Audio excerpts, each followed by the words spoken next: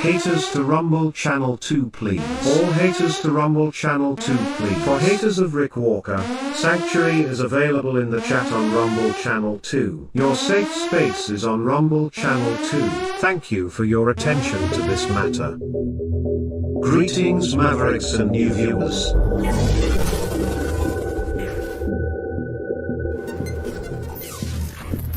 Tonight, direct and live. From the Maverick News Network, World Studios.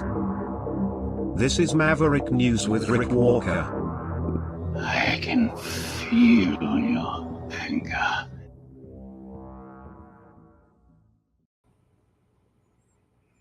Haters to Rumble Channel 2, please. Haters to Rumble Channel 2.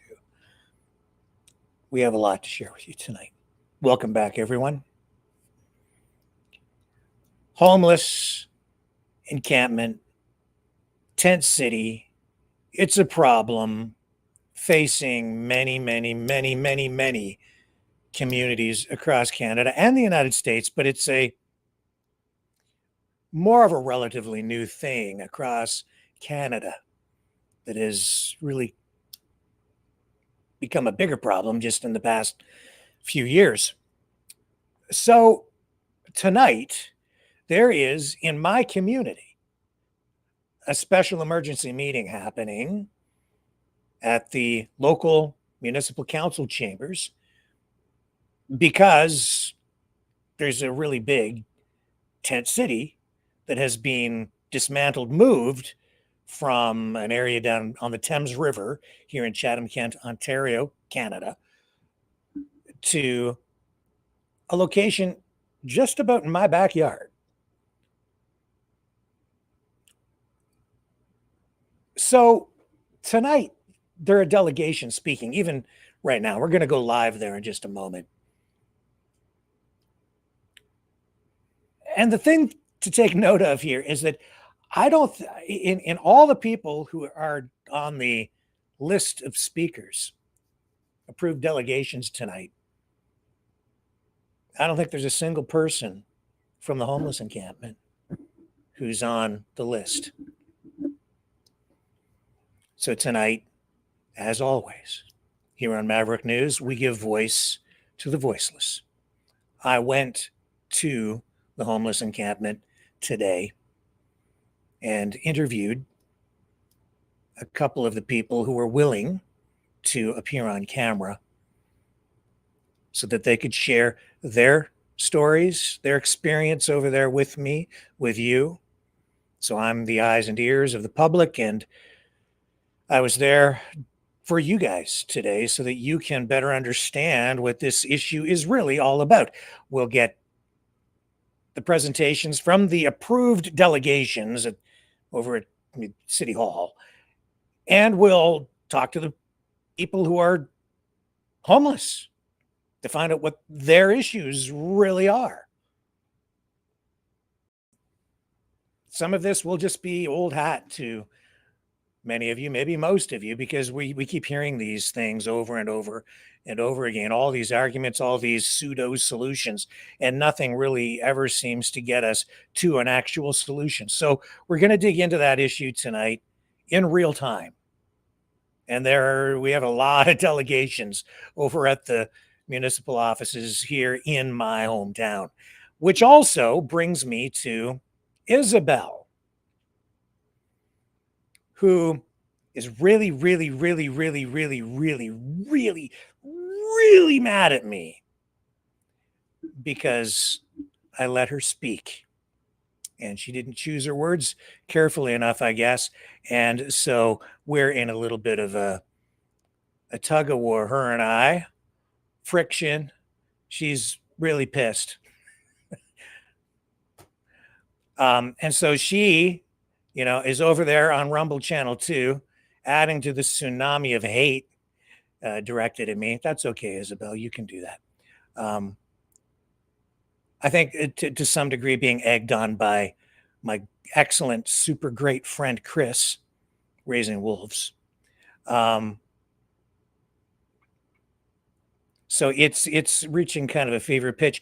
And I'm told that there were a lot of people who are disappointed they couldn't get into Rumble Channel 2 last night to add to the hate directed at me because we weren't on last night. So I apologize for that. I had to leave town yesterday to work out of town, and I just did not get back in time to properly prepare for the program.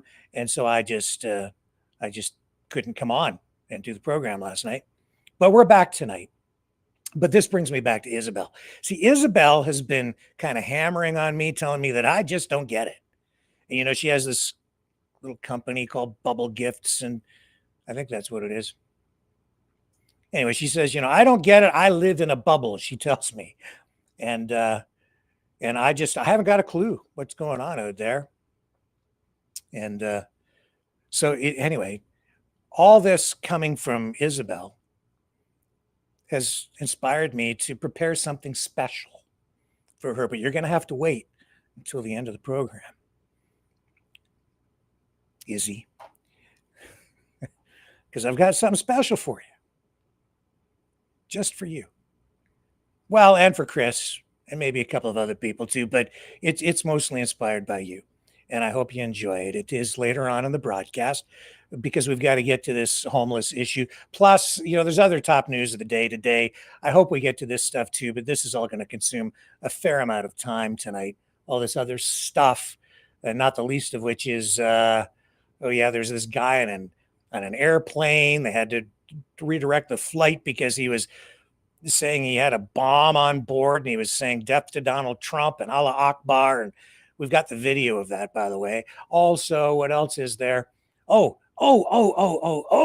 Stephen Harper, who I thought, you know, my personal opinion, editorializing, I thought he was one of the best, maybe the best prime minister in Canadian history.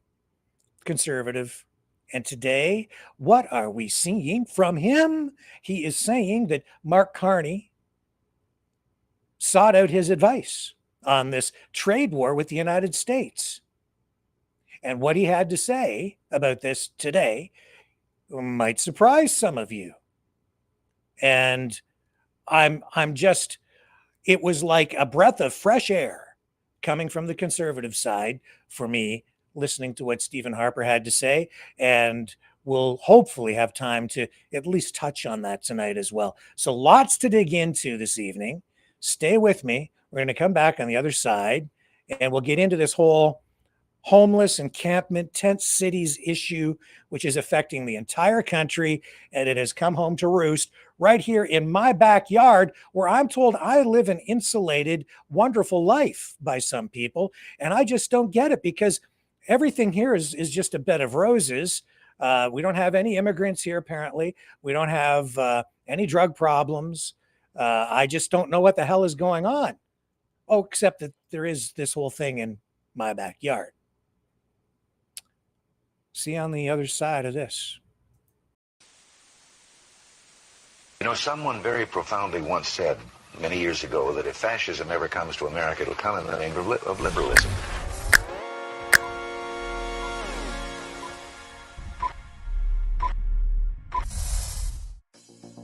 Well, I think it's time we ask ourselves if we still know the freedoms that were intended for us by the Founding Fathers. If we lose freedom here, there's no place to escape to. This is the last stand on earth. The entire world is watching. Every dictator, every crazy dictator in the world is watching.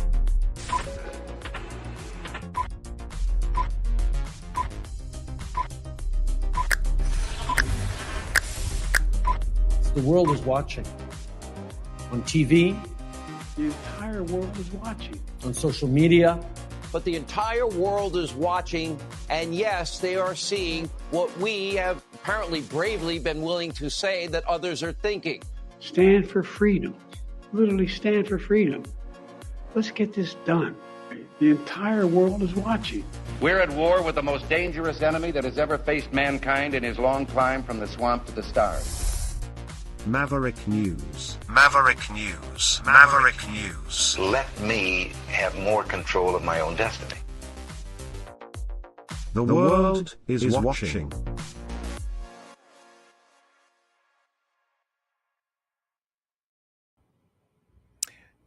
So the homeless encampment issue really, boy, when did it start in my town? I first really kind of took note of the tent city thing 2 years ago, maybe longer ago than that. I know that we started to have people, appear on the streets, more of a homeless problem. And for me, it just seemed to really take hold right around the time Trudeau was elected and marijuana became legalized. Anecdotal, maybe, but drugs have always been an issue when it comes to homelessness. We have a really serious drug problem now in my community, as we do across the entire country, plus mental health issues. The economy is an issue. We have a lot of different things that contribute to this problem, the homeless problem, but never in Canadian history do I ever remember this level of homelessness, and we certainly haven't seen it manifest itself in the establishment of like tent cities. Well, first became aware of this about, as a real visible problem about 2 years ago in my community. Some people downtown, there were about three of these locations, small ones. They began to grow, two of them in the downtown area, right along the Thames River. For the most part, the people there kept to themselves. Well, recently, within the last month, the municipality here kicked them all out because they need to do some work on the riverbank, or so we are told. So all the homeless people down there got the boot, tent city. I went down there. It was about a year and a half ago, maybe a year ago, as you may recall, and I did address the issue then in my town.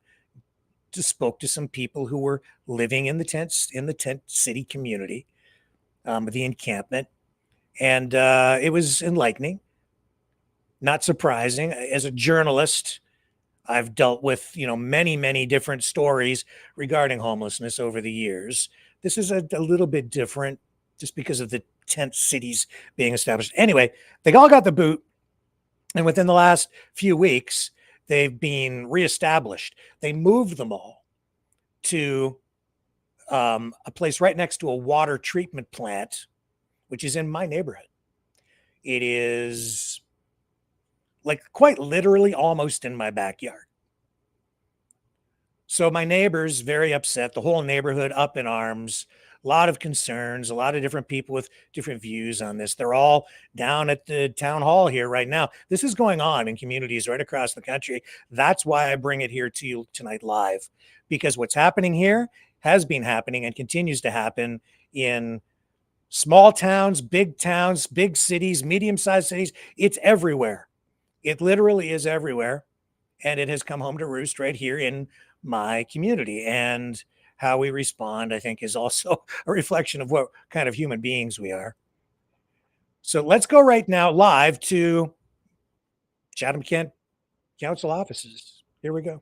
Drug paraphernalia have all been photographed by people and reported. There's no access to fresh water, hygiene stations in the area, which means that residents are resorting to seeking sources from nearby private property. Those of us with pools are concerned.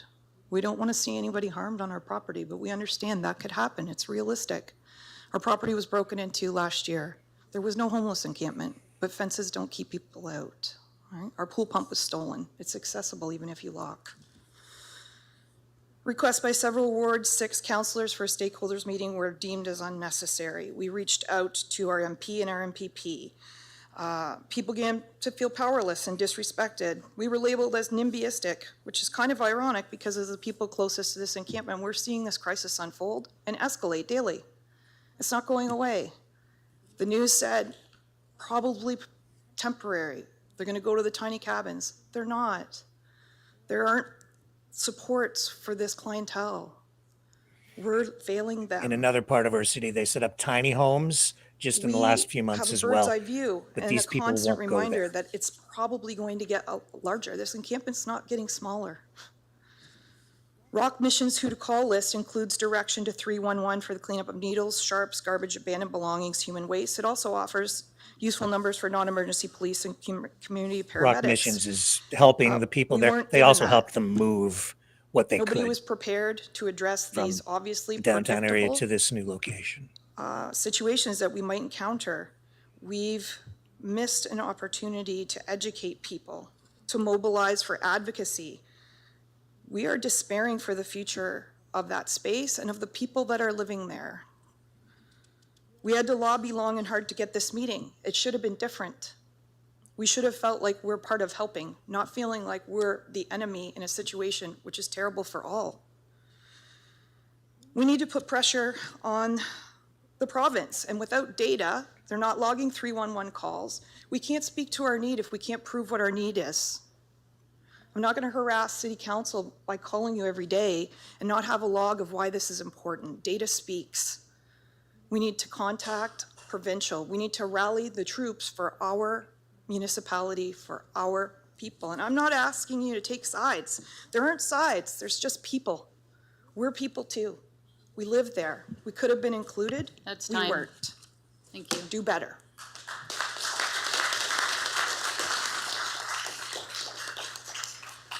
On deck is Tyler McKeag, and, sorry, up now is Tyler. On deck is John Barrett on the Zoom call. Do we have the picture? Meredith may try to get it up for you. Okay, thank you. I'll get started. Good evening, Mayor and Council members. My name is Tyler McKeag, and I'm here representing 4 different local groups. The Scrub Hub Car and Dog Wash, Bees Knees Ice Cream, Chatham Youth Beach Volleyball, and Chatham Youth Soccer. I appreciate the opportunity to speak not just on behalf of these organizations, but the hundreds of families, youth, and small business owners directly impacted by the recent relocation of the homeless encampment beside our property. So thank you for putting up the map. Just to give you an idea, it's a little hard to see, but we're right across the street. Thank you. Right across the street, so this impacts us directly. There are many opinions on how to solve this issue, and while I do have strong beliefs on the right path forward, I'm going to use my time tonight to focus on the very real and personal impact this encampment has had, is already having on our businesses, our employees, our kids, and the community. We'll start with the dog and car wash, located directly across the street from the new encampment. This is a predominantly cash-based business with coin-operated machines that have been targeted repeatedly over the past 2 weeks. Since the encampment moved in, we've seen a massive increase in attempted break-ins, vandalism, and harassment. Visiting customers have shared their hesitations about being harassed while in a vulnerable spot while they're cleaning their cars or their pets. We've made dozens of calls to police, many in the middle of the night, but the problem still persists even during the day. I've personally confronted individuals attempting to break in into our different machines in our mechanical room while I was standing just a few feet away. These aren't customers. This is private property, and we no longer feel safe on it. We've literally had an issue every single day since the tents started moving over there. Vandalism and attempted break-ins have already cost us into the thousands, just enough of a pain in the butt that the insurance deductibles won't cover it. This comes right out of our pockets. Now let's talk about the ice cream trailer. It's our seasonal business that operates on the same site. We employ 9 teenagers and 2 adults, all of whom have become increasingly anxious about the safety risks posed by the steady stream of unpredictable foot traffic from this encampment. We've already had multiple incidents requiring police involvement.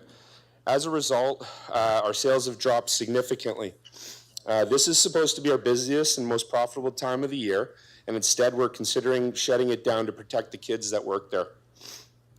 Our property taxes at this location are over $12,000 a year, and if this is the new reality, we're expected to accept what's the municipality going to do about our taxes? Are we going to cut our taxes in half or more? Moving on to Chatham Youth Beach Volleyball. We run weekday programming for youth aged 12 to 18, right behind the car wash. We currently have more than 130 athletes registered, including my own kids. Despite our best efforts to ensure their safety, we've had multiple parents express concern. A few have already pulled their kids out of the program until this is solved. They don't feel safe, and honestly, I can't blame them. Finally, Chatham Youth Soccer. We've got a group of young ladies here. Do you want to stand up? I'm so happy they're here to see how this works and how we can make change. Thank you, ladies. For years, local teams have used the nearby fields behind the water treatment plant. This season, my daughter's 15U team has already canceled practices at this location, and with Chatham Soccer, they're scrambling to find other space elsewhere. It's just simply too dangerous to pass through the area anymore. I know there are many kids and other teams who practice here who are trying to deal with the same challenges.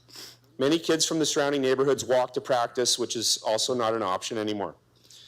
Thankfully, nothing catastrophic has happened at this new location yet. No fires, significant assaults or fatalities that we know of yet. But how long until that changes? How long until a child is hurt or worse? And when that day comes, who's going to be responsible?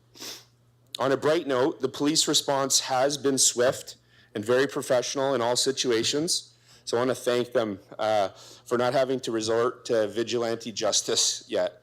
So I appreciate that. I'm not here just to complain about these things. I'm here that council shows some leadership.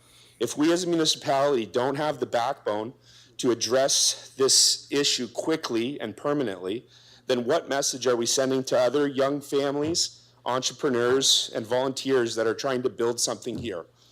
If the mayor and councillors decide not to fix this problem as soon as possible, the message will be clear. I know we're big, like, invest in CK.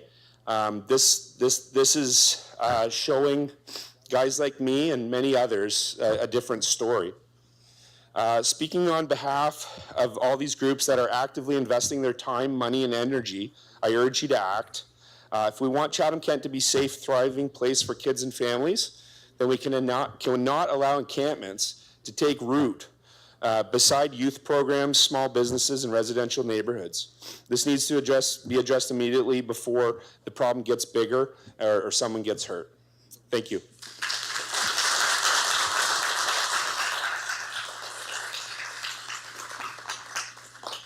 Thank you. We'll now go to the Zoom deputation, John Barrett. Hello, am I in? Yes, we can hear you, John. Thank you. Okay, first off, I'd like to apologize if I have any technical issues. Secondly, I'd like to thank Council and Mayor Caniff. And before I go any further, I would like to thank the one from ABI, New Beginnings. Please don't be discouraged. I have personal invested interest in what you do there, and it's well worthwhile for our community. To my neighbors, Amanda, Terry, we are all in the same boat, and we know what you're saying. For the soccer fields, we all feel the same way. I took the approach to not talk about the impacts I've seen, as I figured many people would bring that up today, as they have. The questions I have are, do we have actual bylaws in place? I saw our encampment protocol, and I'm wondering, are those voted on bylaws that are now in paper? And if so, what are those numbers? And I've heard from different sources, as we've all proven, there's not a lot of information handed to us early, but I've heard from several sources, including municipal and law enforcement, that many of the residents of Encampment are not from Chatham-Kent. So many neighbors have done a lot of research and found that we have the least stringent encampment protocols out of all of our neighboring communities, meaning Lambton, Essex, and Middlesex counties. And do you acknowledge that by having less stringent guidelines, we are probably creating a homeless attraction for bringing residents to our community? Because a lot of people are saying these are our community members, and from what I'm understanding, I don't think a lot of them are our community members. So I think that's perpetuating our problem. And my last question was, this encampment is meters away from our municipal water supply, which is at very real risk of contamination to our drinking water for our entire community. For obvious reasons, I don't want to explain the dire consequences of ease of access, but right across, like one fence, and they are in the municipal water supply. So some of my resolutions, please take this with a grain of salt. I absolutely do not know what the solution to this problem is, but I do believe that it's pertinent we enact bylaws that are at minimum as stringent as our neighboring municipalities to prevent the further migration of individuals from outside of Chatham-Kent to our community. I feel that PUC property should have extra protections due to the proximity of our Chatham municipal water supply. And I don't know the facts on who these people are and what opportunities they've had for getting out of the situations they're in. But I do feel that being beside soccer fields, a community garden, and walking trails that are used on a daily basis does not make a suitable location. And on my final point, I would like to say that if we do vote and pass bylaws, we need to determine how these bylaws are enforced. And I believe the police have taken a non-enforcement approach unless through court order. So we need bylaw enforcement that will actually have some meaningful way to enforce these bylaws. My son had a basketball net taken away due to a bylaw infringement that had overhung the road. And his result, I was afraid to tell him, and his result was, Dad, imagine being that guy, the guy that steals joy from children. And I said, we've got bylaw enforcement that can enforce those laws, but we don't seem to be able to enforce any other bylaws that we blatantly see going wrong in our community and right out in our backyards. And one of the points I do want to say about something earlier, I have seen some attitude from my own thing. I was part of I signed the petition that went on there and shared it. And people accused us of the not in my backyard attitude. The NIMBY attitude was mentioned a couple times tonight. I want to tell you from the things I have witnessed, I don't believe that belongs in anyone's backyard. I don't believe anyone in our community should be subject to the things that we are seeing going on. And if you're not contributing to solving the problem, then you're perpetuating the problem. And I believe that the encampments are probably the most dangerous place for some of these people to be. There is a case in Hamilton, Higsma versus Hamilton, where they've studied and said the most dangerous place that an endangered person could be is in the encampment, with exposure to drugs, exposure to assaults, exposure to crime. I think that creates the most dangerous environment that our most vulnerable people are kind of forced into. So I do not know what the solution is. I do not want negative feedback, and I would like to be part of the solution if I can, but I don't think this is the right way we're going about it. So I'm happy to help out in any way that I can. Thank you.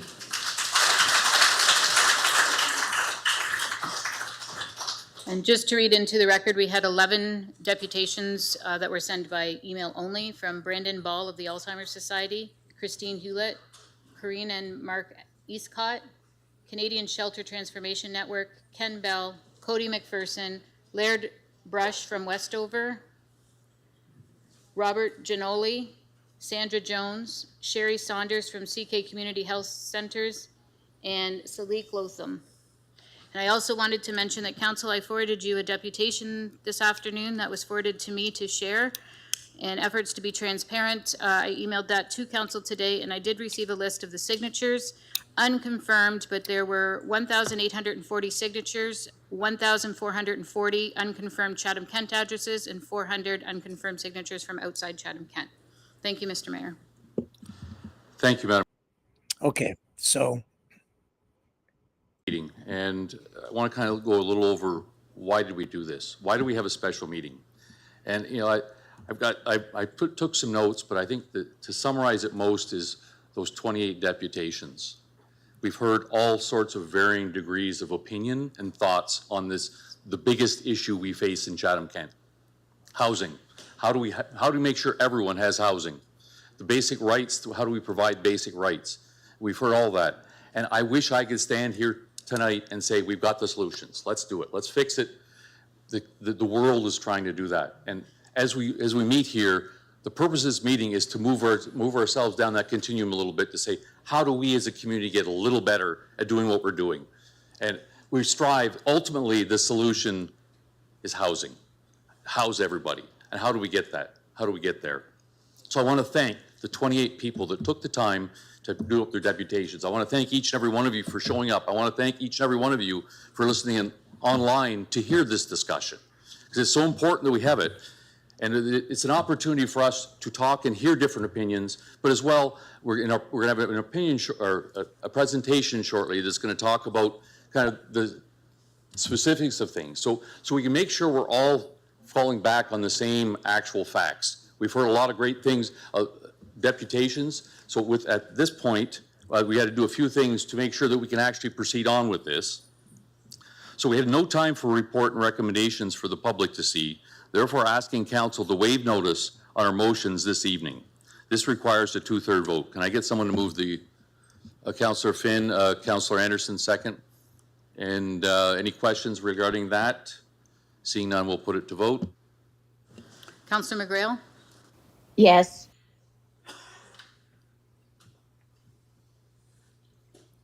Councillor Sakachi's not here. Oh, here he comes. Thank you. All votes are in. Motion passes 17-0. And just to remind everyone, Councillor Brock McGregor is absent, so we have 17 votes this evening. Okay, and in addition, on November 4th, 2024, Council approved the encampment response strategy. Therefore, we require a 2/3 vote for a motion to reconsider. Can I get someone to move that, please? Councillor Doyle and Councillor C. McGregor. Any questions relating to that? Seeing none, we'll put it to vote. Councillor McGrail? Yes. All vote, oops. Thank you. All votes are in. Motion passes 17-0. Okay, so as we're going to proceed on, we're going to have a presentation from administration. And at that point, I'm going to ask council, any questions you have, that's the opportunity to ask them once we get administration up, so that we can streamline the rest. So when we actually start talking about the motions themselves, that we are talking about that. I want to be able to limit everybody for 5 minutes, because we could be here for all hours of the evening. We need to make sure that everyone's heard. So from that perspective as well, I put something forward, motion forward, and Councillor Bondi did as well. So I shared the information to the public through media that I'd be bringing a motion this evening. Therefore, I'll be stepping away from the chair and asking Councillor Harrigan to preside over the meeting. I understand Councillor Bondi also has a motion, and he's welcome to raise those as amendments for voting if he wishes to. So when Councillor Harrigan takes here, you can discuss and how we're going to deal with yours as well. With that, I'll pass it over to who's doing the presentation? Kim? Okay, I'll pass it over to Kim. Thanks. We'll stay with this for a few minutes. I'm not sure where this will go, but this is Thank you, Mr. Mayor, Council, community members. My name is Kim Crew. I am the Director of Housing Services for the Municipality of Chatham-Kent. The clicker's not working, so I'm going to ask Meredith to slide advance me as we go, just so everyone knows. So next slide, please. Homelessness in Ontario has been a growing crisis since 2020 in the COVID-19 pandemic. As a result of exponential increases in the cost of living, stagnant or frozen incomes, lengthy wait lists or inaccessible support services, and also a continually evolving toxic drug supply, the number of people experiencing homelessness continues to grow to numbers previously thought of as unimaginable. Administration has been actively working with community partners and reporting back to council and community on this issue since 2018. There are numerous reports and presentations that have supported previous decisions and recommendations. That said, we appreciate that not every community member has the time or interest to follow every municipal issue. And so for today's purposes, we're going to spend a bit of time just discussing how CK has found itself in the position that we are in today. From there, I'm going to discuss just a little bit about the current encampment protocols. I'm going to have some administration help me to talk about the legal challenges that municipalities are facing, in addition to the limited authority and the ability that municipalities have in solving this crisis. To be clear, though, to start this, no municipal staff or community partner is in support of encampments. They have become a necessity for individuals that cannot access the supports and services that they need, but they should not be considered a community norm, which is frankly what has and is happening across the province of Ontario. Today's presentation is intended to report facts. They are not and should not be construed as endorsements in any way. We are facing very complex issues that are interconnected with many others. Any action has consequences. Some are known, some are unknown. This is why no community has found a single fix-all answer to this issue and has not had absolute success. The Association of Municipalities of Ontario represents all Ontario municipalities and recently completed, through a third party, a comprehensive study on homelessness in Ontario and what it would take to solve this crisis. On this slide are links to recent reports and studies completed by outside organizations that demonstrate the scope of this crisis and illustrate that this is not unique to Chatham-Kent. Next slide, please. Homelessness in Chatham-Kent is not new. The first housing and homelessness plan was approved by council back in 2013. At this time, the number of people experiencing homelessness was minimal, and the length of time people spent homeless was typically short. Staff in the field often reported that homelessness in CK was hidden, and it was. There were a number of residents precariously housed or who fell into an emergency, but back then we had options to help address it. As an example, in 2015, a monthly stay at a local motel would cost about $400 to $500 a month. Someone receiving social assistance, specifically Ontario Works, would be able to pay for their month's stay and still have a couple $100 left over for food and basic needs. The total monthly income for someone on Ontario Works back then was about $650. Fast forward 10 years to this year, 2025. The same motel is now charging $1,400 a month in rent, while the person receiving Ontario Works will only receive $733 a month. The average market rent at this time, back in 2015, was approximately $600, which meant that many people, even those receiving social assistance, could afford some level of housing with no additional intervention required by the municipality. The current average asking rent in Chatham for a one-bedroom apartment is well over $1,700 monthly. The asking rent is often a better barometer of the challenges faced by people experiencing homelessness because it shows what they will need to pay, whereas the average market rent also takes into consideration low rents that people are paying based on the luxury of rent control. This means that securing housing on your own is impossible for anyone who's receiving Ontario Works and for most that are receiving ODSP, that's Ontario Disability, as they only receive $1,368 a month. The math does not work, and it hasn't for many years now. Next slide, please. Before the pandemic, homelessness began to rise as the cost of living began to increase, while incomes for money remained frozen. The pandemic amplified this, and we saw property values skyrocket. Many boarding homes in Chatham-Kent were purchased with the tenants being evicted and the homes renovated into more expensive rentals. This is a difficult reality that was important to address. People suffering with addictions and undiagnosed mental health is not a new phenomenon in Chatham-Kent. The numbers very well may be higher, but the issue at its core is not. As we have heard directly from those with lived experience, what we now see in public was once behind closed doors. The difference is that those homes no longer exist for people as options. All this to say, every year, more people are falling into homelessness with less escaping. As demonstrated in this graph, the number of people experiencing homelessness in Chatham-Kent continues to increase every year. This is in line with nearly every municipality in Ontario. The few municipalities that are showing a decrease or a very limited increase have launched new supportive housing builds to help their numbers. Next slide, please. What happens every month is that some people who are experiencing homelessness get the help they need in secure housing of some form. They exit homelessness. This is our outflow. Unfortunately, new people every month fall into homelessness. This is due to a number of systemic issues, including reductions in affordable housing, and this is our inflow. More people each month fall into homelessness than those that exit. Some of council may recall a presentation back in 2022 where staff used the common river prevention metaphor to explain what was happening in Chatham-Kent with respect to homelessness. To quickly summarize, it is widely accepted that it is easier and more cost-effective to prevent homelessness. It was explained that the longer someone is experiencing homelessness, the harder it is to solve.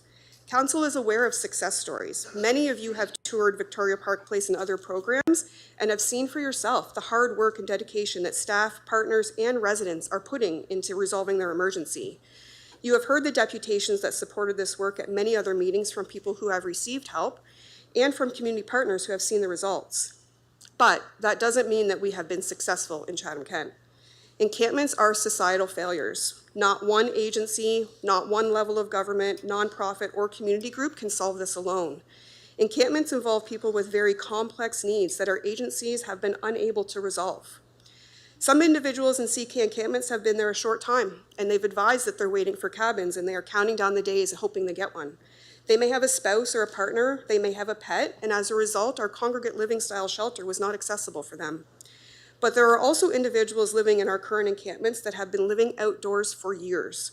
These are the ones who, as a community, we could not prevent this from happening. These are ones who we could not service in our shelters, who, as the analogy went, continued into the rapids where their mental health deteriorated further, their addictions progressed to where it is now. Municipal staff agree with our outreach partners and with our community partners that individuals need extensive treatment and rehabilitation services, services that do not exist in Chatham-Kent despite numerous attempts to bring them here. In 2022, staff reported that without immediate and significant increases in affordable housing and support services, more people would experience homelessness longer, that their needs would increase, which is exactly what we're seeing today. Next slide. As of today, there are about 10 known encampments in Chatham-Kent, with the largest, most visible encampment being at the PUC site. The others are smaller in nature, tend to be more transient, moving frequently depending on weather, neighbors, supports available, etc. There are also known encampments in Wallaceburg, and there have been known encampments in many of our other rural towns, which makes it reasonable to expect that there are also unknown encampments there right now that we don't know about. We understand that for many people who may not have experience on this issue, question if someone is that ill, why can't we force them to get help? Why can't we bring them to the hospital where they can remain until they are rehabilitated? Why individuals who may be intoxicated on substances cannot be arrested and remain there? I'd like to invite Chief Early to talk just for a few seconds about the criminal code and the challenges that his officers have currently. Next slide, please.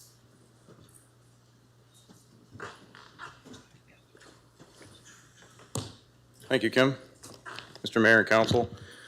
Before I start on this slide, when it talks about the police role in encampments, this speaks specifically to arrest and apprehension. I just want to advise that our role is multifaceted when it comes to this. Oh, sorry, Siri's talking to me. Although we're not the lead agency in this, we are a partner agency with Kim and her team, and we do like to take a collaborative approach to this. And yes, at times, there is law enforcement involved. Also with that is public safety. And the public safety is of everyone in Chatham-Kent, housed and unhoused.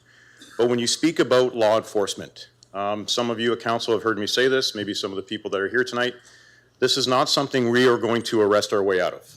However, we are a partner in this. We are part of the team when it comes to this. I can tell you that since the encampment moved, we have had 143 calls for service to that location in and around it. 72 of those calls were reactive, which I would call, which is members of the community called, and the remainder were proactive by our officers. Our officers have had a heavy presence, at the encampment, plus a previous encampment. That goes to building that rapport, building those relationships. So when we do have to get to this portion, which is the law enforcement side, when we have to arrest or apprehend, I can tell you it's not easy, but it does make it easier because people understand. I will say that a number of the individuals living at the encampment, when they are spoken to by our officers and asked to do something or move or their tent isn't in compliance with the current protocol, they have listened, they have been compliant. There are a few outliers, there are some that do not, and then our officers will elevate their authorities when needed to. So when we speak about the authorities that you see right here, number one, the Criminal Code of Canada. Obviously, there's no law that prohibits you from sleeping in a public space. We cannot arrest an individual unless there's some sort of criminal offense occurring. Assaults, violent crimes, drug use, those types of things. Trespass to Property Act, a provincial act, the next two are. So the Trespass to Property Act typically applies to private property. It does apply to public.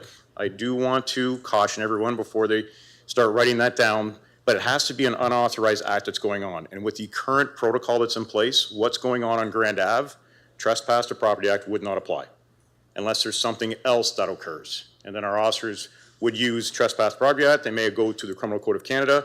It all depends. And they may arrest or they may advise someone, move them along, which then takes care of it. And then when we talk about the next thing is the Ontario Mental Health Act. So our officers have the ability to apprehend individuals. Typically when they need evaluation because they're a danger to themselves or to others, that's another act that they could use involving individuals at the encampment. And I can tell you that has happened in the last week and a half. And then lastly, I don't want to get into this too much because I believe Dave's coming up next. Talks about the Charter of Rights and Freedom. I believe somebody gave a deputation on this under Section 7. Courts have ruled that removal from encampments without available housing can violate. Right? So there are some circumstances. And the only thing that's not up there is a recent law that's just come into place, and it's called the Safer Municipalities Act. It's just been enacted on June 5th. What the province has done is they've given us a little bit more tools in the toolbox, so to speak, when it comes to open-air drug use. So in that situation, if somebody is using illegal drugs, officers or bylaw officers can approach them, ask them to stop, move them along. If they comply, then it's done. If they don't, then it's elevated to the next level, which could be a ticket. Unfortunately, I don't think giving tickets to individuals in an encampment is going to be a smart move. But there is an arrest authority in there, and officers could arrest if they do not comply. It's at very early stages. We haven't seen any short form wordings, which is what we would use to lay that ticket. So we are willing to use it. We do need to do some training on that for our members. But yes, it is another, so to speak, tool for us to use when it comes to the arrest and apprehension.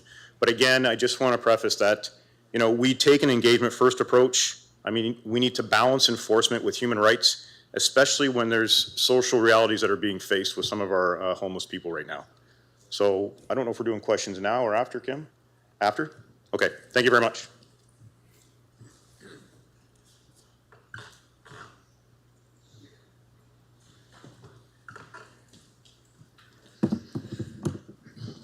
Mr. Mayor and Council, David Taylor, Director of Legal Services.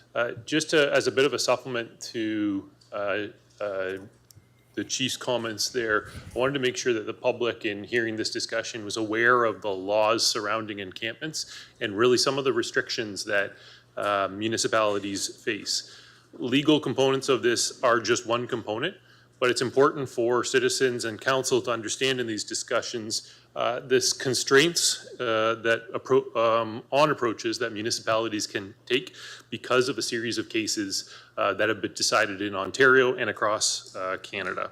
Because hopefully by understanding that, some of the approaches that municipalities are taking, including the encampment strategy and protocol that's in place here in Chatham-Kent, maybe will make a little bit more sense to citizens. Sometimes if you aren't paying attention, you aren't kind of up to date on these really quick evolutions of the law, the approach being taken might not appear on its face to be the best approach, but once you understand these restrictions, hopefully that helps. So there are several court cases that have established a right for unhoused persons to shelter on public land when shelter space is not available. And we know in Chatham-Kent, we do not have enough shelter space. So these cases really look at, there's two lines of cases. One of them, the earlier cases, are kind of a broader conclusion that people are allowed to shelter on public land.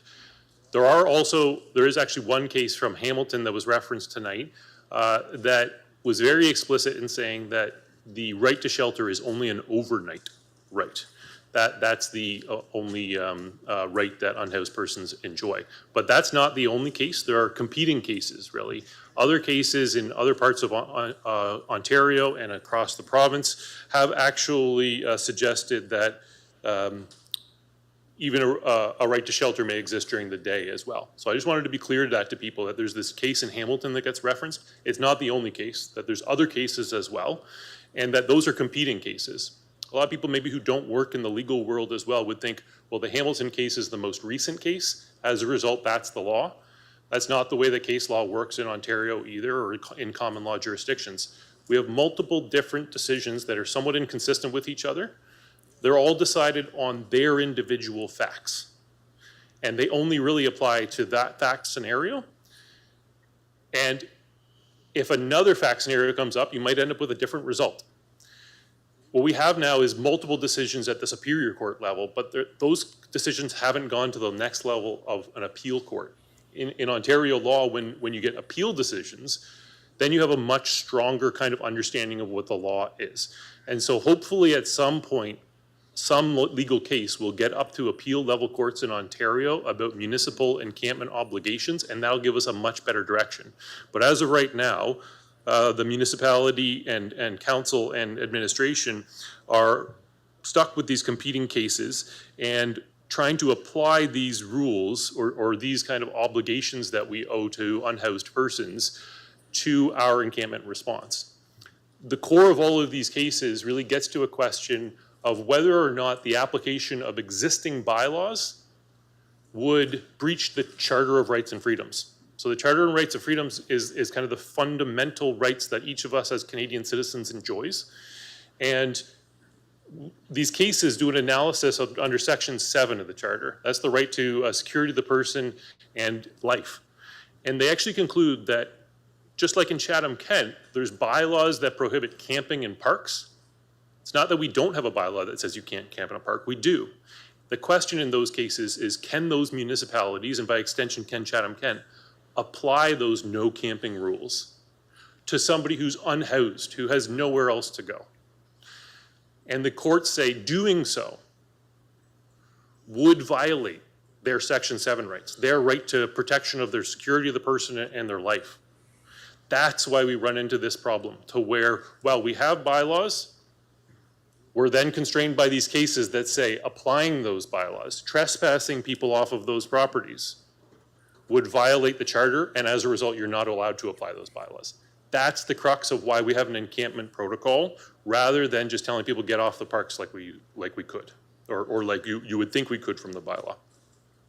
And so it's really this kind of evolving social situation and this evolving case law that then ends up in a spot to where municipalities are trying to respond by having an encampment protocol that balances all of those, that respects those cases, respects that people who are unhoused have a right to shelter themselves on public lands, but then tries to apply some rules to constrain maybe the worst impacts that an encampment might have on neighboring areas. So that's why you'll see things like restrictions for how close it can be to recreational amenities or pathways, things like this.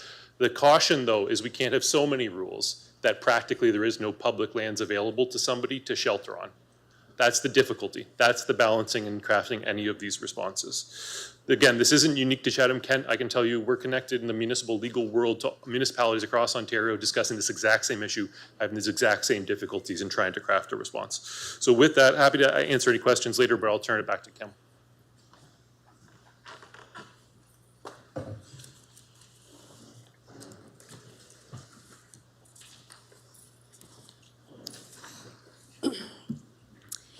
In November of 2024, staff brought updated recommendations to Council that considered legal advice and consideration for what other municipalities were doing. Staff were also conscientious about the limited resources that we have compared to our neighbouring municipalities. Staff were intent on finding solutions that didn't cost taxpayers the millions of dollars that other municipalities were spending to manage the same issue. Additionally, as staff reported, encampments affect all of Chatham-Kent, and so extensive consultations were completed that included people with lived and living experience, Chatham-Kent residents, and business owners. The surveys were available on Let's Talk Chatham-Kent and were actively promoted, resulting in one of the most active municipal surveys completed, with 803 residents completing the survey online, 50 business owners, over 47 users accessed the page, 2,498 citizens reviewed the information, and in total, 836 residents completed the survey. Staff heard from members of the general public and individuals living in encampments that the larger concern surrounding encampments is not the homelessness itself, but the conditions, the crime, and the social disorder that continue to occur in some encampments. Additionally, and this continues to be the case with all forms of housing, whether it's affordable, supportive, or simply denser, many respondents agreed that we have a need for housing, but pointed that it should be in another neighborhood. It is because of this that staff did recommend protocols versus selecting one neighborhood over another. Next slide. As part of the recommendations brought forward to Council, staff from multiple divisions reviewed and provided input on the feasibility of 3 options. Option 1 was sanctioned encampments. Sanctioned encampments generally involve municipalities setting aside and formally designated municipal land specifically for encampment use. There are several recognized models of sanctioned encampments, ranging from low service, low regulation sites with only basic essential services supplied, to more robustly regulated and staffed sites. While this approach has been considered in other municipalities, very few Canadian municipalities have proceeded to establish sanctioned encampment sites due to the costs, mixed support from stakeholders, and unclear outcomes regarding pathways to more permanent housing. Option 2 was a prohibition of all encampments. This option has been thoroughly considered by other Ontario municipalities. At the time of the protocols, case law was clear that this was a breach, but as legal has advised, there are new nuances, and we still don't have a clear definitive answer. We have to be realistic in that doing this would require enforcement of making people continually move because, as we have demonstrated, there is currently no available options for everybody. We can ban them from one area, but then we will spend resources chasing them out of other areas. Municipalities that have cleared some encampments have also been able to demonstrate increases in available housing options. For example, Hamilton has increased shelter capacity by 80%. Sarnia implemented a 38-bed overflow shelter. These additions cost millions of dollars to operate, and as we have not received this support from other levels of government to operate, we have not made these recommendations to council due to the impact it would have on property taxes. Option 3 was a strategy to mitigate the impacts of encampments through rules and protocols. This approach has been considered and adopted by several municipalities, including our own. We surveyed multiple of them, this appears to be viewed as consistent with current judicial guidance regarding encampments on municipal land, namely preserving municipal lands for encampments where there is lack of available and accessible housing solutions, while also working towards meeting the needs of the community at large, including neighbors and business owners. Where this approach has been adopted, there is recognition that removal of encampments can lead to harm to occupants, such that supportive and trauma-informed approaches to enforcement are necessary. There's also recognition that long-term housing solutions are required to properly address encampments and other forms of non-adequate housing. Until such time that Chatham-Kent has the necessary affordable and supportive housing that is needed, staff continue to recommend mitigation approaches to work to balance this impossible task. Next slide. At the November 2024 council meeting, Council, you voted unanimously to accept staff's recommendations after extensive conversation on this challenging topic. The protocols presented remain a balancing act. Administration has attempted to protect vulnerable community members like children and seniors, in addition to citizens' rights to access sports fields, parks, and other amenities, that all Chatham-Kent residents should be able to enjoy their property or business in peace. There was also and still is recognition that should we make the distances too great, then we would either not be enforceable or we will create a liability for the municipality, both reputationally and financially. In November of 2024, when administration made the current recommendations, staff could only identify a few municipally owned properties that would meet these protocols. By further increasing the distance and thus reducing options, we fear that we are essentially banning encampments. Chatham-Kent does not have the number of wide open spaces like those in London or Sarnia, where they have implemented similar protocols with greater distances from residential property lines. Increasing the required distance from private property to 100 meters will reduce the number of available and known sites to 2 or 1. We'll have more comment on that later. This will create some new known and unknown challenges. Implementing daytime bans will require extensive enforcement and will have an impact on Chatham-Kent Police, as they will be required to frequently keep the peace. Furthermore, it's been commented that Sarnia has solved their encampment issue. However, just last week, the Sarnia Police launched an AI phone line so that people will stop calling the police about encampments. As stated by Sarnia Chief of Police in a CTV interview, since dismantling the encampment at Rainbow Park, those staying there have been dispersed to other encampments in the region. No community in Ontario has been able to solve this crisis, and until all levels of government begin working together to address the root causes, I'm afraid this will continue. There are no quick solutions, and right now we don't believe that there are any winners.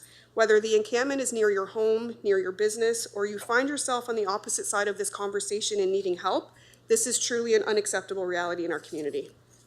Next slide. I'm going to ask Ray Harper to come up and talk about some of the current active projects we have as far as development in our housing portfolio.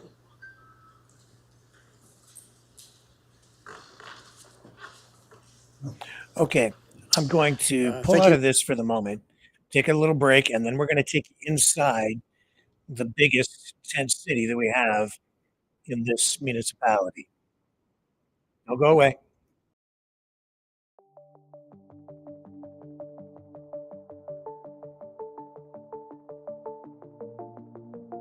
Greetings, brave Mavericks. Our quest for truth continues. We go beyond fake news. Together we expose propaganda. Together we pull others out of rabbit holes.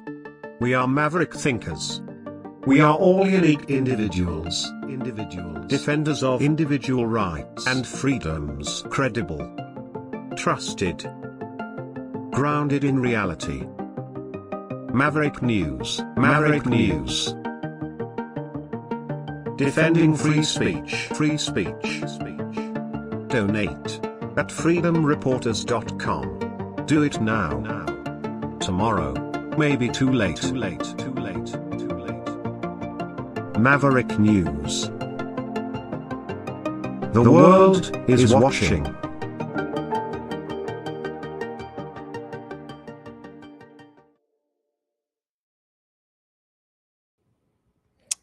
As I said earlier, for all those delegations through the evening tonight, the people living in the encampments, I don't think there was a single person who had a moment to speak. So tonight, as we do here on Maverick News, we give voice to the voiceless.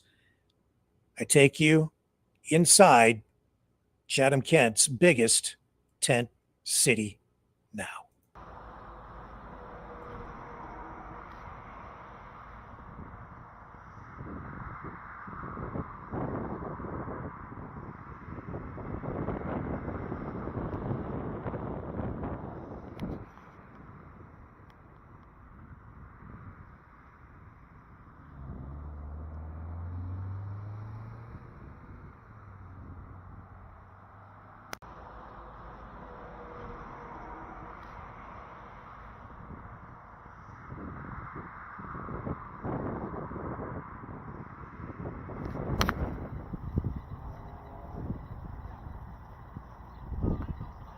Hi, how are you?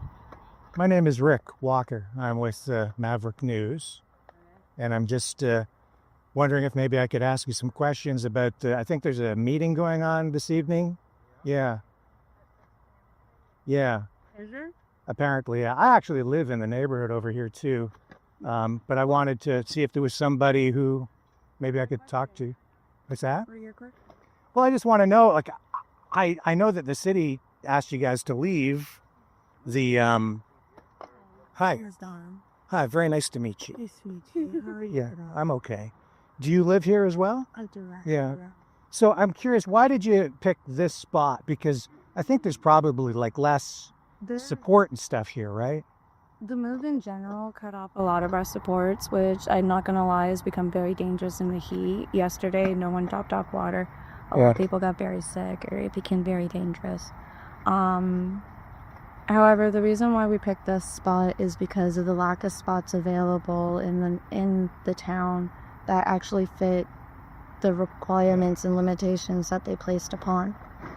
Unfortunately, our resources have become very limited. Where we can go becomes very limited, and eventually we're going to have nowhere left to go, and that poses a very serious problem. Yeah, I can tell you, I live, well, just in the neighborhood over there, not real close. Couple of my neighbors, when I've been out walking my dog, expressing concerns, I never see you guys. Nobody seems to ever come over. No problem for me, right? But has there been much friction with any of the people from the neighborhood here? They're kind of leaving you alone. In the beginning, we did have some concerning people driving by. However, things have quieted down quite a lot, actually. I will say there is even a major difference within our own little community here.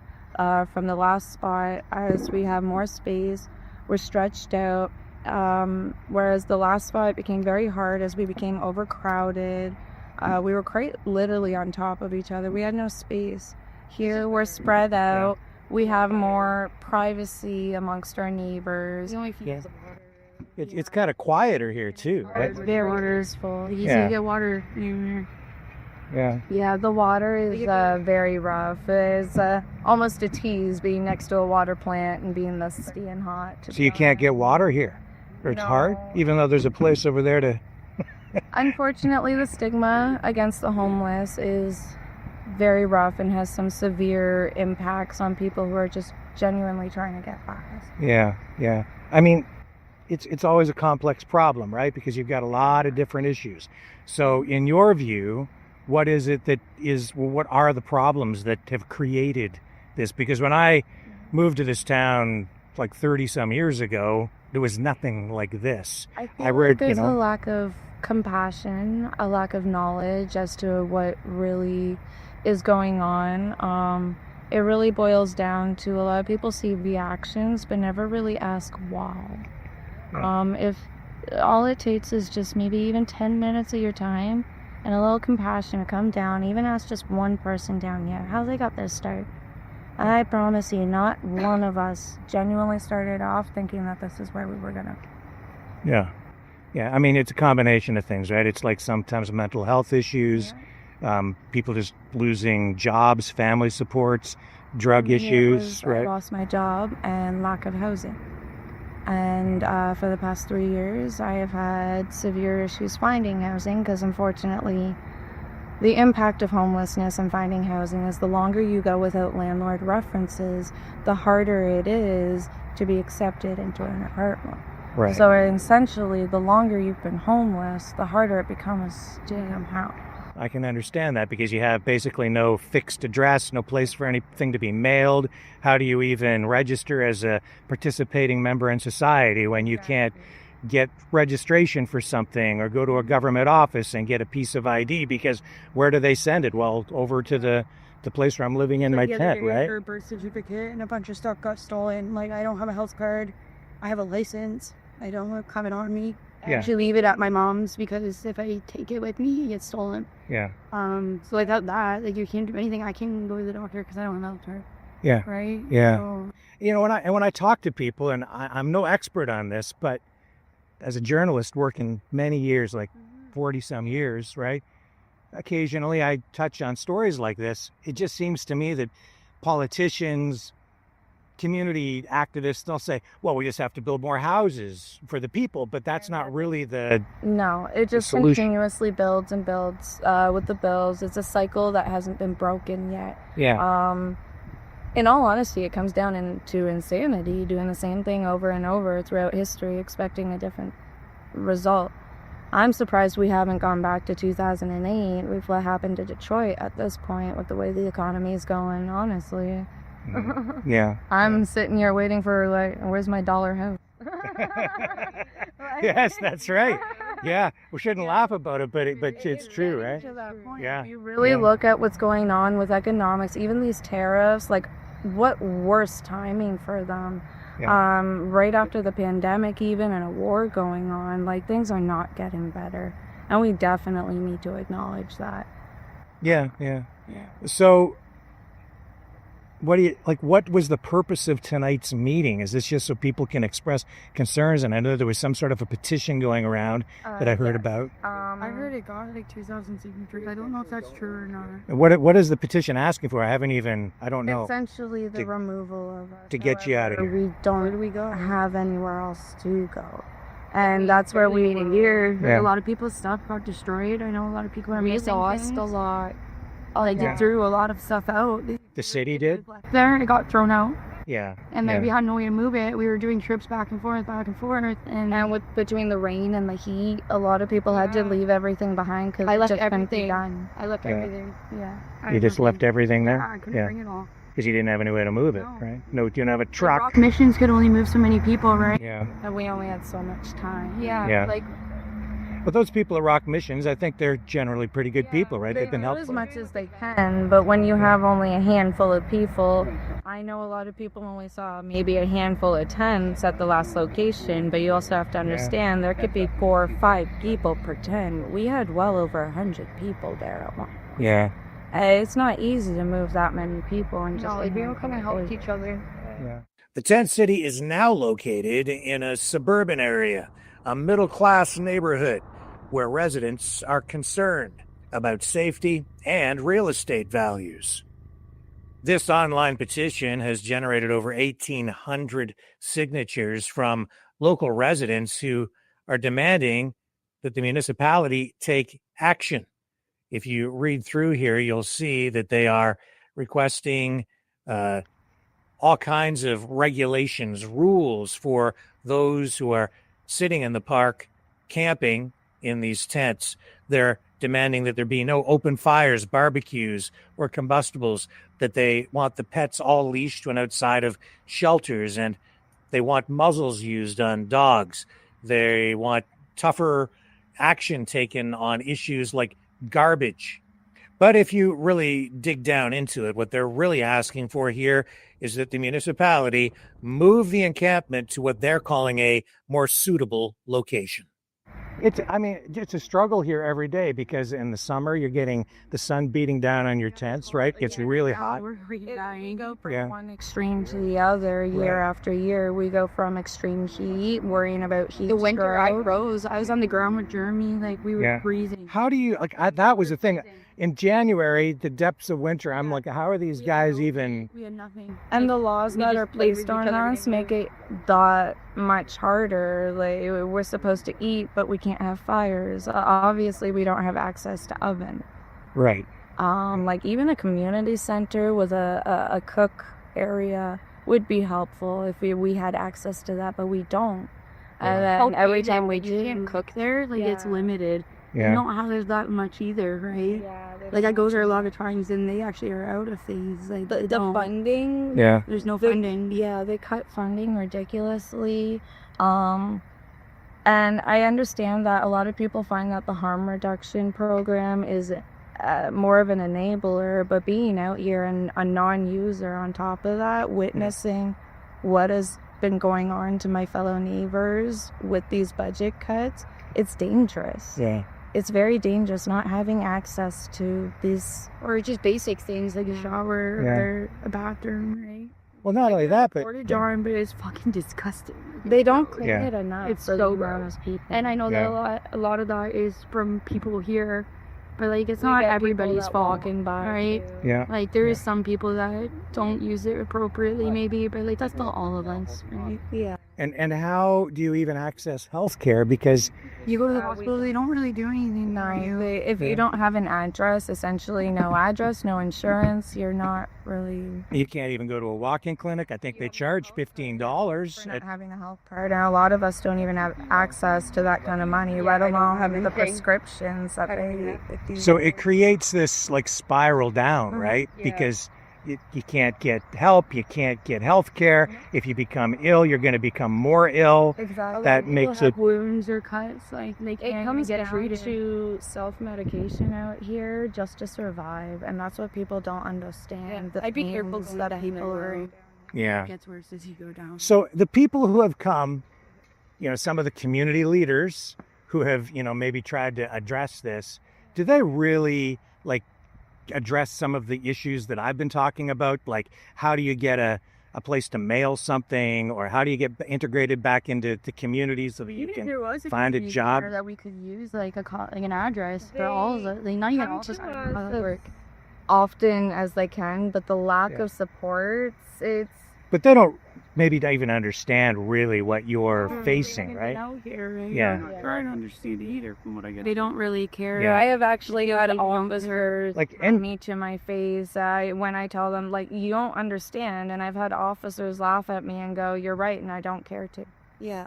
Yeah. They're really rude. Trying to get rid of us, essentially, make us disappear, and they see us, we're not a problem to them. It's very upsetting to go from all lives matter to this. It really does. It wasn't that long ago where the whole world was fighting for all lives matter. So what changed? Now it's fucked up world. Exactly. No, literally, Jordan's right. They went from trying to take our rights up. What did everybody down? We're not bugging the neighborhood. We're not disrupting them. We try to stay over here for the most part. In all honesty, we're almost as afraid of them as they are. We are. Yeah.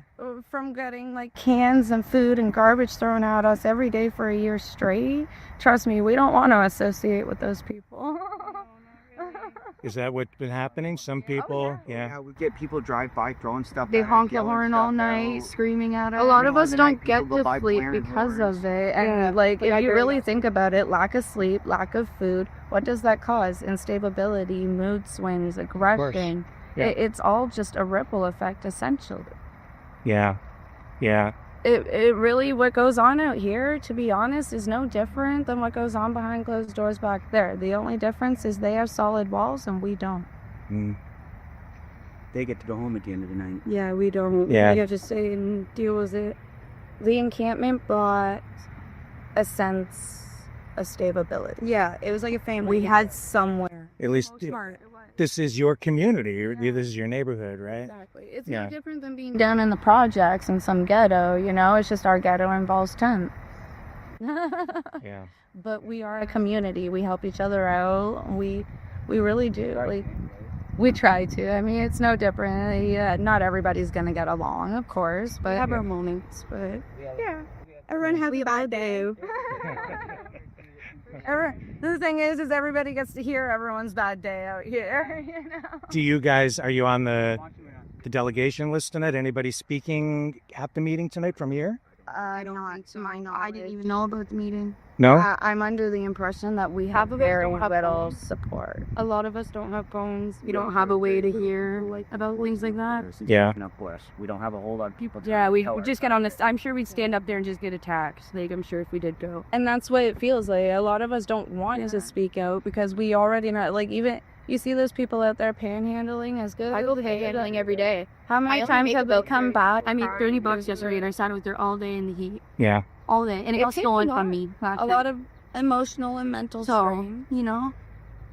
It's a lot of emotional and mental strain. Plus, you're out there in the heat, exposed to the elements the whole time. People don't realize how difficult that really is. But if you guys sitting still for 8 hours, But if you guys don't go to the meeting and you don't then we don't get a voice. speak up, then no one can understand.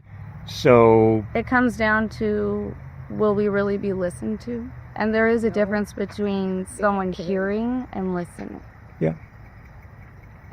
We see it. We see the hatred, and it has us shying away. It hurt, right?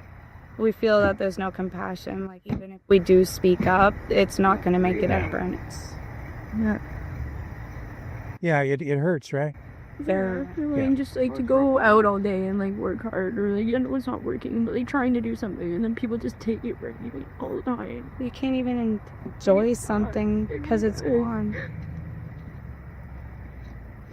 Like, I biked across town, it's so annoying. It was hot. Like, I could barely move yesterday. Then my tire popped. It was a thing out one day after another. In all honesty, I saw people, very few people, but I saw people coming in and out all day, and I was sitting even under the tree. I was sitting there. I was like, I don't know how they're doing it. Yeah. I saw people getting paler and paler. I was puking. People were, so bad. All morning, people have been projectile vomiting just from the heat alone. I've had a couple of people collapse in front of my tent already, and I don't even have water to help them. So that hurts me even, because I'm not gonna lie, I'm very compassionate. I don't like seeing my friends like this. Yeah, I don't. And not having a way to help them, that's that all annoying hard. So, like immediately, what do you guys need here? You need Water. Not just water. I will say, like, oftentimes we do get water, but when you're out here, you end up dealing with something like electrolyte deficiencies. Now, the water helps with digestive, but it does nothing for hydration. Yeah. Things like juices, orange juices, apple juices, watermelon, things that will actually hydrate, focus on electrolytes would really help so that our body could even take in this water. A lot of us are ending up very, very sick and in pain due to digestive problems because we just don't have the necessary nutrients that we need. I myself, a week ago, ended up in the hospital for severe malnutrition.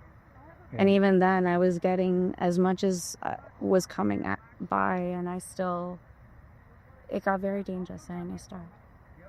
Yeah. Is there anything else you think I should know, or do you want the people out there to be aware of? A lot of us that seem like we're not trying have tried us on and given up. Honestly, maybe they just need that little bit of hope again, that handout. Trust me, it will go a long way. And a lot of us out here, I promise you, none of us willingly chose this in the beginning. We're just trying to make the best of a rock in a hard place. What about that tiny home place over there? How does that factor? They're focusing mainly on the shelter, as for my knowledge. I know none of us have been spoken about it. I am aware that there is a wait list that is already severely long. Yeah. In all actuality, even with that little bit, it's still not enough with how far this has already become, it's still going to take quite a few years to correct the situation. And even as we're correcting it, more and more people are still becoming homeless. What was the one thing that just set all this up? Because we're seeing this happen in cities all across the country. It comes down to to me, I find a total economic breakdown, where I feel like we have lost touch with each other, the lack of compassion even throughout. If you look, like, we're all just miserable. We're not helping each other anymore. We're all focused on our own problems now. What we forgot is that a lot of times the answer to your problems is often found in others. Compassion goes a long way. When you help somebody else, oftentimes you're helping yourself. The more we help, the less we will struggle. In all honesty, it comes down to be here once instead of separated. There's a lot of segregation of and it very much needs to be corrected. And I know we can correct it. Throughout history, it's been proven that racism and all that, like, it's still there, but look at where we were before. And if we can correct something like that, it can definitely correct something. Okay, what was your name again? Dawn. Dawn. Yeah. Thank you very much for talking to me today. I hope this helps. I hope so too. I really do. We very much need it. We're all just people out here trying to do the best we can. A lot of us actually even look forward to job offers, like legit job offers. It gives us something to look forward to do during the day, rather than waking up every day going, well, why do I do it myself, you know? Like my friend over here, he was very frustrated. He'd be less frustrated. You got him working on a car. I would be frustrated too if I couldn't make my cooler thing work or whatever. Honesty, if you put him in front of a car, give him a toolbox, he'll be the happiest guy alive for the next month. I promise you that. He has such a passion for cars. And I did the body work. yes, he does.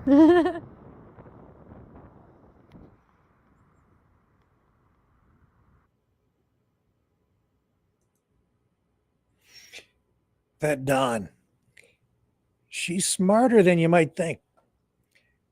Took me a couple of minutes to clue in. She was trying to help her friend there who was frustrated with that cooler. I don't know what he was trying to do with that thing. Zip ties and a couple of small pieces of wood. Trying to get him a job working on cars. How does she know I'm into cars? Then I realized I was wearing this hat.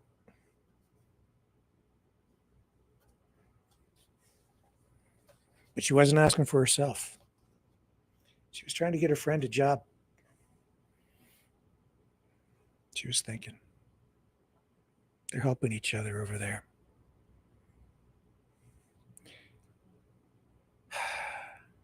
Very tough situation.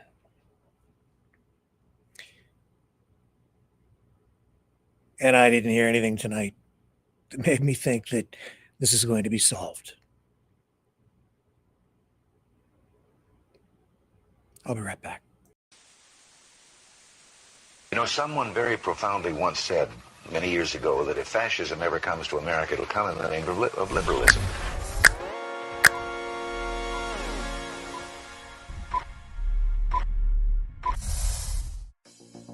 Well, I think it's time we ask ourselves if we still know the freedoms that were intended for us by the Founding Fathers.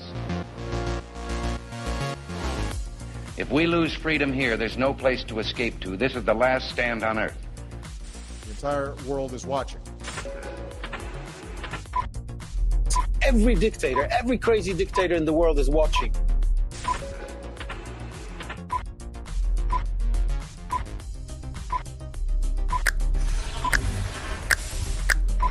The world is watching. On TV.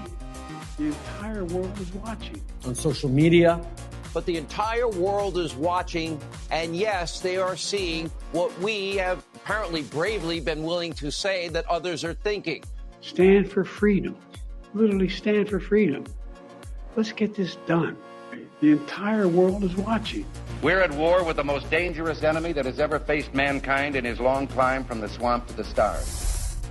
Maverick News. Maverick News. Maverick News. Let me have more control of my own destiny. The world is watching.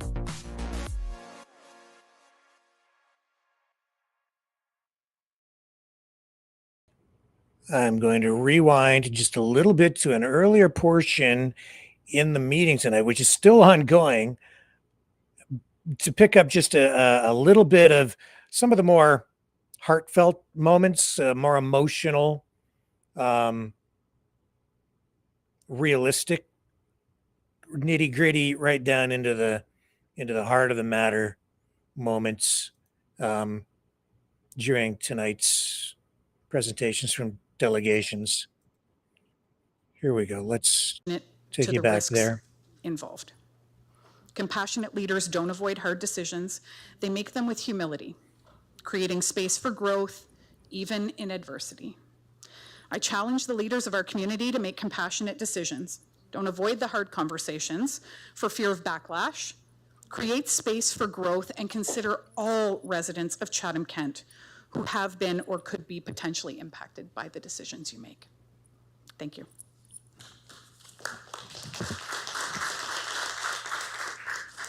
Next speaker is Amanda Lytle. On deck is Claire McDowell. Hi everyone, my name is Amanda Lytle and my family and I reside in a home which overlooks the PUC green space. We have been there for 17 years and bought our home in dreams of filling it with children who would enjoy and thrive in the surrounding environment, community, and close schools. On July 16th, my husband discovered a male individual face down beside the public walking path. When he told me about him, I took my phone, exited our back deck, and went to see if the man was still there. He was. So instead of calling 911, the number I have known to call my entire life, if anyone needs help, I looked up the non-emergency line. I called it twice because in my frantic state, I couldn't follow the many menu items. I eventually literally hit 9. I still don't know exactly what I called, but it was a dispatcher who helped me through an uncomfortable, uneasy time. My instincts are to help, but that day I was torn with uncertainty due to articles released about complaints in our area and the advice to stop calling the emergency line. I felt so guilty because I was afraid to approach the individual due to his location and potential circumstances. My children watched as I broke down, apologized to the dispatcher and the police that arrived. Because again, I was unsure what I was doing was right. The follow-up to this incident is that my family and neighbors who came out to support me we became visible as the homeowners. I am sure that the tents surrounding the unhoused individuals heard and saw what was happening, and they retaliated, as the following day when my husband went out our back fence, we were met with a pile of human excrement, which was right in the middle of our gate. My head knows that many of them don't understand that I was trying to help that day. My heart hurts because my children can no longer go out in their yard. Our friends and families with young children do not want to play volleyball on our field. And my children can no longer walk to soccer practices because the association has left and tried to relocate practices. We have officially been in touch with realtors to discuss our options because what was once a place for us to feel our children could grow up enjoying, sharing it with friends, and most of all, feeling safe is no longer.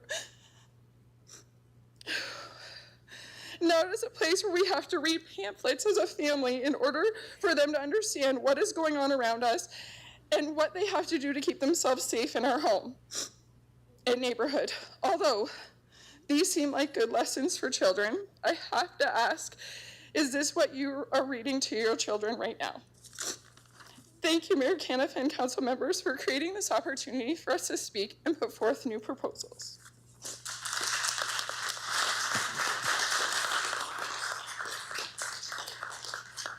speaker is Claire McDowell. On deck is Colleen Lewis.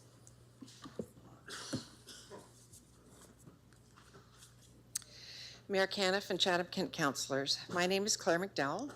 I would like to start by thanking you for calling this meeting and also thank those of you who took the time to respond to emails, phone calls, and many community members, and to visit the encampment at the PUC, also having conversations with those you encountered there, both housed and unhoused. We appreciate not only your time, but also your acknowledgement that this issue needs to be addressed for all encampments in Chatham-Kent. After reading the two proposals and comparing them with information gathered from other cities around the province, I could quickly see the positive correlation between Mayor Caniff's proposal and procedures already in place in other cities. They are proven ideas that would have positive results here as well. So as a result, I'm going to confine my comments to a couple of additional items that have also come from other cities in response to our experiences in the community over the last 3 weeks. Firstly, we suggest that tents should be more than 5 meters from sidewalks, paths, roads, transit stops, and walkways, 100 meters from businesses, and 25 meters from active construction sites. This suggestion is for the safety of those using the pathway, to avoid having them walk on the road instead, which is not safe. That's why you put the pathway there in the first place, and also ensures the privacy of the unhoused. Reduces the likelihood of negative interactions, inappropriate observations, and the heckling that we have heard of the unhoused, not by them. Asking for the 100-meter boundary from business is important, shows equal respect for their property and their livelihood. They have invested it in the community and need our support. Setting a distance from roadways and construction site is a safety concern. Typically, the roadway through the PUC is quiet. Drivers are careful and pay close attention, but over the past 3 weeks, there has been a constant stream of gawker traffic, not paying attention to people on bicycles, on foot, or on other vehicles as they drive through the PUC, staring at the encampment, taking photos and videos, and in some cases yelling obscenities at the unhoused. Putting a buffer zone between roadways and tents is a protection for those in the encampment and anywhere else on the roadway, because we are aware that there have been incidents on Grand Ave in particular caused by poor and inattentive driving as people stare at the encampment. Secondly, create a designated portal for communication, reporting, and gathering data specific to the encampments only, separate from the 311 concerns like the City of Hamilton, that collates information and posts a weekly report online. This data traffic is helpful to determine the areas needing additional resources, but importantly, could be used to emphasize the need for improved government funding. And yes, I have contacted our MP and MPP. Public requests that you do more must take into consideration that you have less than other jurisdictions. CK's allocation of $282,822 in provincial top-up funding through COHB in early 25 was considerably lower than municipalities of similar sizes like St. Thomas and Sarnia-Lambton, and yet, in January, the CBC reported that the unhoused population in Chatham has grown by 171% since 2019. Having regularly updated data available through the portal would help everyone to have a better understanding of what is happening around the municipality and encampments, because communication after the fact played a big role in inciting the anger and frustration in the community. I have no wish to point fingers at anyone as to how or why that happened, but I think we have all learned lessons on how to do a better job with communication. So I want to end this deposition by the same way as I began, by thanking you, Mayor Caniff, and all members for putting this together. I support Mayor Caniff's proposal because I feel it responds to the concerns voiced by citizens on social media, by email, and by phone, and importantly, offers assistance to those who are ready and willing to transition to supportive housing out of encampments, both now and in the future. I don't envy the position that you are in. This is a complex and multi-layer issue. Your proposal, Mayor Caniff, is positive and a much welcome step in the right direction, and I encourage all councillors to cast their vote in support of a change. Your constituents will appreciate it. Thank you. Next speaker is Colleen Lewis. On deck is John Foster from the Chatham Soccer Club.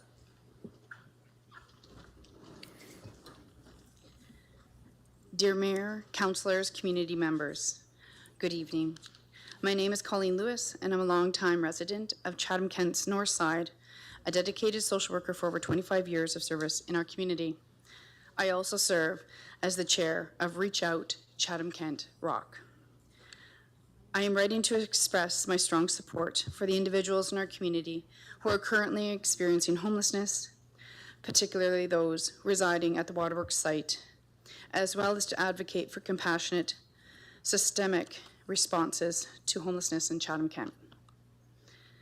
This letter comes from a place of deep concern for individuals in our community who are unhoused and facing significant barriers to securing basic needs and affordable housing. We also hear the concerns of those who are comfortably housed and running businesses in the area. Rock acknowledges and understands that the housing crisis is causing discomfort and uncertainty for everyone. However, we must recognize that the root of the crisis lies within systemic failures, not the choices of individuals. No one chooses to live in an encampment. People seek out safe alternatives when they're available.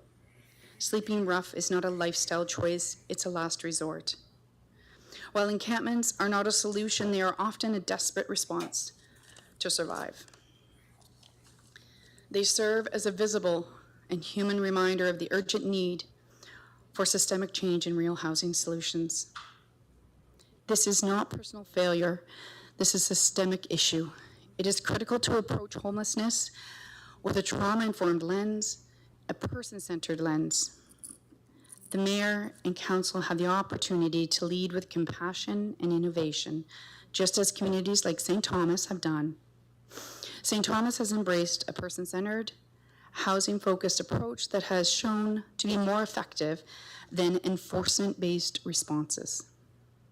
To make meaningful change, we will need intentional strategies, following the Housing First model, transitional housing options, cross-sector collaboration, housing-focused street outreach, and significant investment for affordable housing.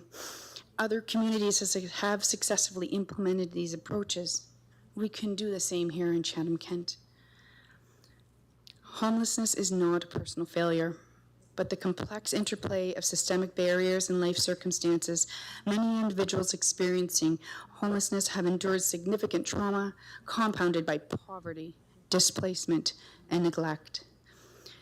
To truly address homelessness, we must recognize the role of intersectionality, racism, sexism, gender bias, socioeconomic marginalization, and stigma related to sexual orientation. Identity contributes to perpetuating homelessness. This is our call to action. We must come together as a community rooted in dignity, empathy, and inclusion. The individuals who are unhoused are not statistics or faceless problems. These are our neighbors, our parents, our children, our friends, many struggling with mental health issues and trauma and lack of access to health care, and while trying to meet their basic needs. When those needs go unmet, coping mechanisms can escalate, sometimes into substance use, but not from weakness, but from overwhelming pain of unaddressed trauma and lack of support. This is not just a housing issue, it's a public health issue, it's a social justice issue, a shared community responsibility. I urge you to support flexible, low-barrier, person-centered approaches, including maintaining safe, stable places like the current encampment, as we work towards permanent, affordable housing solutions to provide those essential support services. Thank you for your time and consideration, and for standing in solidarity with those who need our support the most.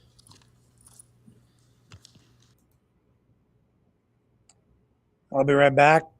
We'll dig into the other top news stories of the day on the other side of this.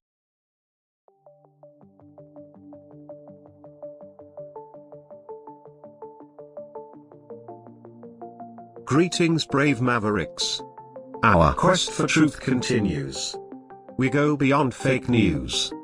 Together we expose propaganda. Together we pull others out of rabbit holes. We are maverick thinkers. We are all unique individuals, defenders of individual rights and freedoms, credible, trusted, grounded in reality.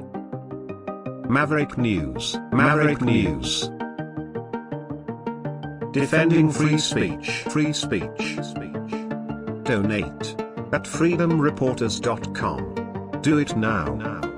Tomorrow may be too late. Maverick News. The world is watching.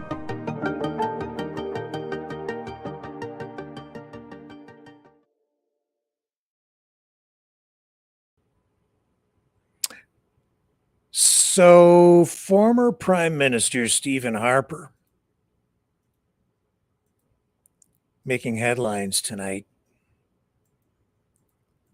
with this, I guess, revelation or statement saying that Mark Carney's Liberal team sought his advice on the trade war with the United States, the Trump administration. Harper, of course, the former Conservative Prime Minister of Canada. This is the article on CTV, their website. He says that he's urging Ottawa to find new trading partners outside the United States. So many people making this into something of a liberal versus conservative or whatever issue. And yet here is Stephen Harper, probably the most pro-American prime minister we've ever had in Canadian history, advising the current government to look outside of the United States and to diversify our trading interests internationally. Harper was speaking today at, where was it? I think he was in Saskatoon. And he was, what was it he was addressing here? Because I really became aware of this just heading into the broadcast tonight because I was so focused on this other issue here. But it was some sort of an international conference. And he says, while the border is a shared responsibility, he says, let's make sure we spend a lot more on defense so that we can be independently responsible for our own land, seas, and skies, independent of the United States, he said. These are all things that, honestly, and this is from the editorial side, from me, saying, yes, I agree with that. Because the reality is the United States is withdrawing, shrinking, pulling inward, becoming protectionist. Under the leadership, if you want to call it that, of Donald Trump, the United States is no longer leading.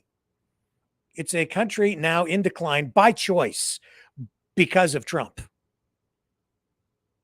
Many people not really realizing that is the case, but that is exactly what is happening. And because of that, Canada would be wise, and I am editorializing, aligning myself really with much of what Stephen Harper has been saying here today. We can't hitch our wagon to a government in decline. I've been saying for a long time, we are way more important to the United States than the other way around, although Trump wants us to think it's the other way around. The U.S. needs us to bail them out of their debt. So be careful what you ask for, be careful what you vote for, be careful what you support. You might just get it, separatists. What else is he saying in this article here? He says, we just cannot be in a position in the future where we can be threatened in this way and not have that leverage. He says, just go through this in a little bit more detail. He says, I think it's fair to say I'm probably, here it is, the most pro-American prime minister in Canadian history. Harper told the Canadian and American legislatures gathered at the annual Midwestern Legislative Conference meeting in Saskatoon. He goes on to say, we've got to get something short-term worked out with the Trump administration, but this really is a wake-up call for this country to truly diversify its trade export markets.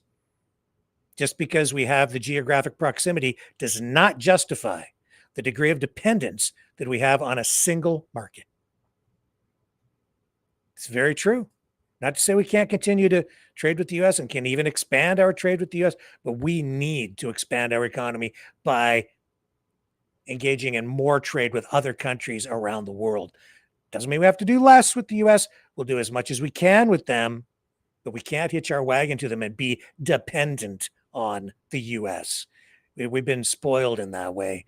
It's just been a lot easier to just go across the border rather than look at tapping into markets and working collaboratively with other countries to build our economy in even larger ways. Not to say that we don't. And Canadians, so modest.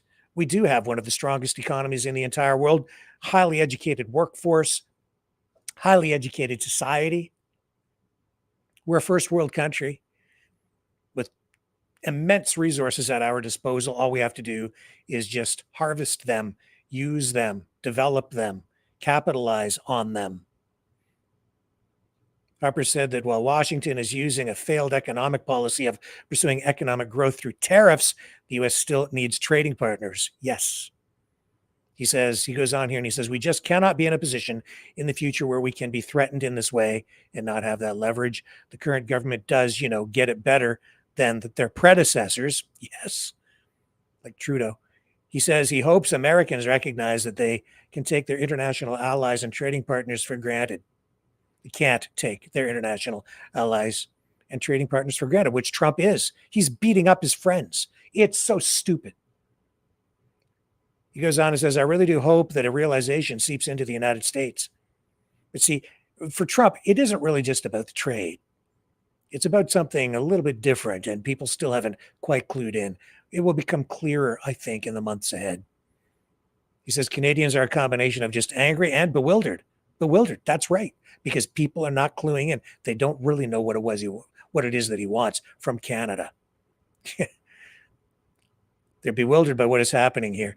And that is very real, he says, and is very deep. And it is across the country, and it is across the political spectrum. It's not conservative versus liberal for Canada. Though a lot of people are buying into that kind of idea that it's a liberal problem. No, this is a Canada problem now, brought to us by the United States. And all this, it's Canada's own fault. It's the government's fault. They did it. No, Trump did this. Trump. And if you love your country, you need to clue into that. It is really just that simple. And if you love the United States, you need to clue into that, because the U.S. and Canada stronger together, not as one, but as partners.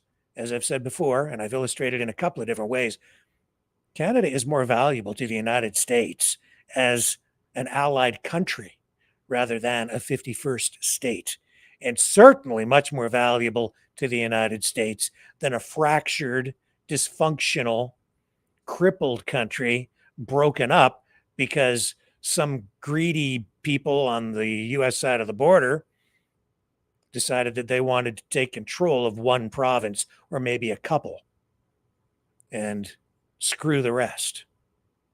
No. The majority of Canadians are beginning to wake up to what the threat is here. It's uncomfortable. It presents challenges for us. But here on the Canadian side, we can absolutely rise to the occasion. There may be a little bit of pain or maybe a lot of pain during the transitionary period. But in the long run, Canada is very well positioned if we choose to lace up our work boots and get to it. Let's move on. there was this other story here today. Oh, before we move on completely, let's just do this sidebar story, because speaking of conservatives, Pierre Poilievre, the federal by-election in Alberta's Battle River Crowfoot has set a new Canadian record. That's where Poilievre is running to try to be elected, because he didn't get elected. He lost his seat in the last federal election, and the leader of the Conservative Party now struggling because they now have get this, over 200 candidates registered to run against him. The massive candidate list, largely driven by the longest ballot committee, an electoral reform advocacy group, surpasses the previous record of 91 candidates set in earlier elections. The group aims to highlight flaws in Canada's first-past-the-post system by flooding the ballot with independent candidates, causing delays in vote counting and sparking debate over election rules. Poilievre has called the tactic a scam and is pushing for legislative changes to curb such protests. The by-election, set for August 18th, follows the resignation of MP Damien Couric, allowing Poilievre a chance to return to Parliament after losing his Carleton seat in April. I do have the Elections Canada Twitter or X feed up here, where they posted this just hours ago.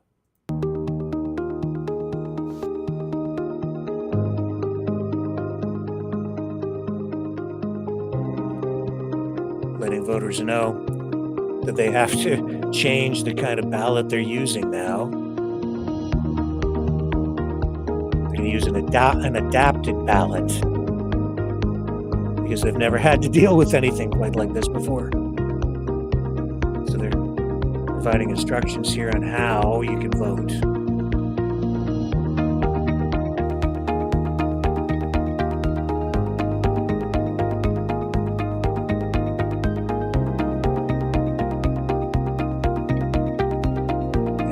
Don't do this, don't do that, or your ballot will be deemed spoiled. So they're giving you the rules and what you have to do out there to make sure your vote counts.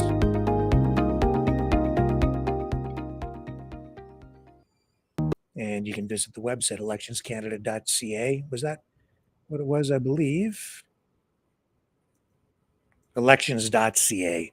Elections.ca if you have questions and you're in that riding and you want your vote to count in that by-election, you can find all the information you need right there. Now, also tonight, there's this story about this guy on this plane.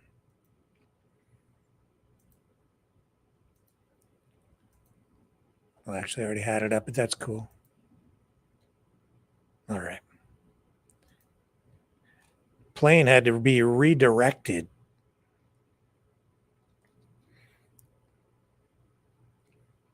because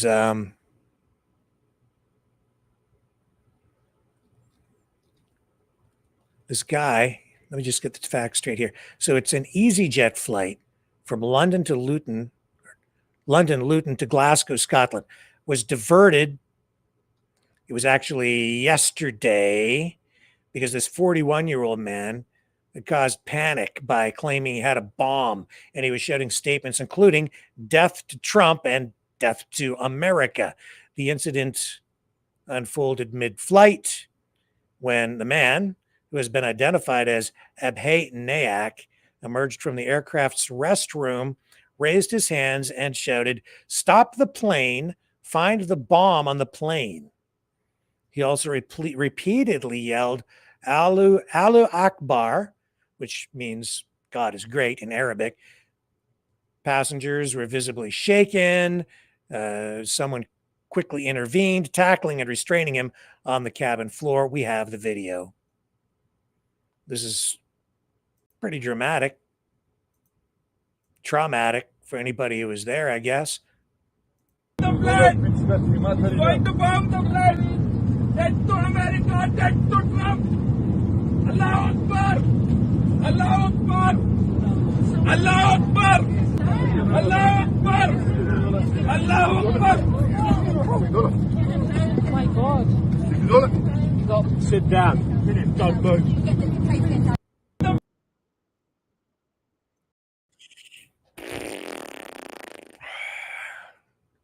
Well,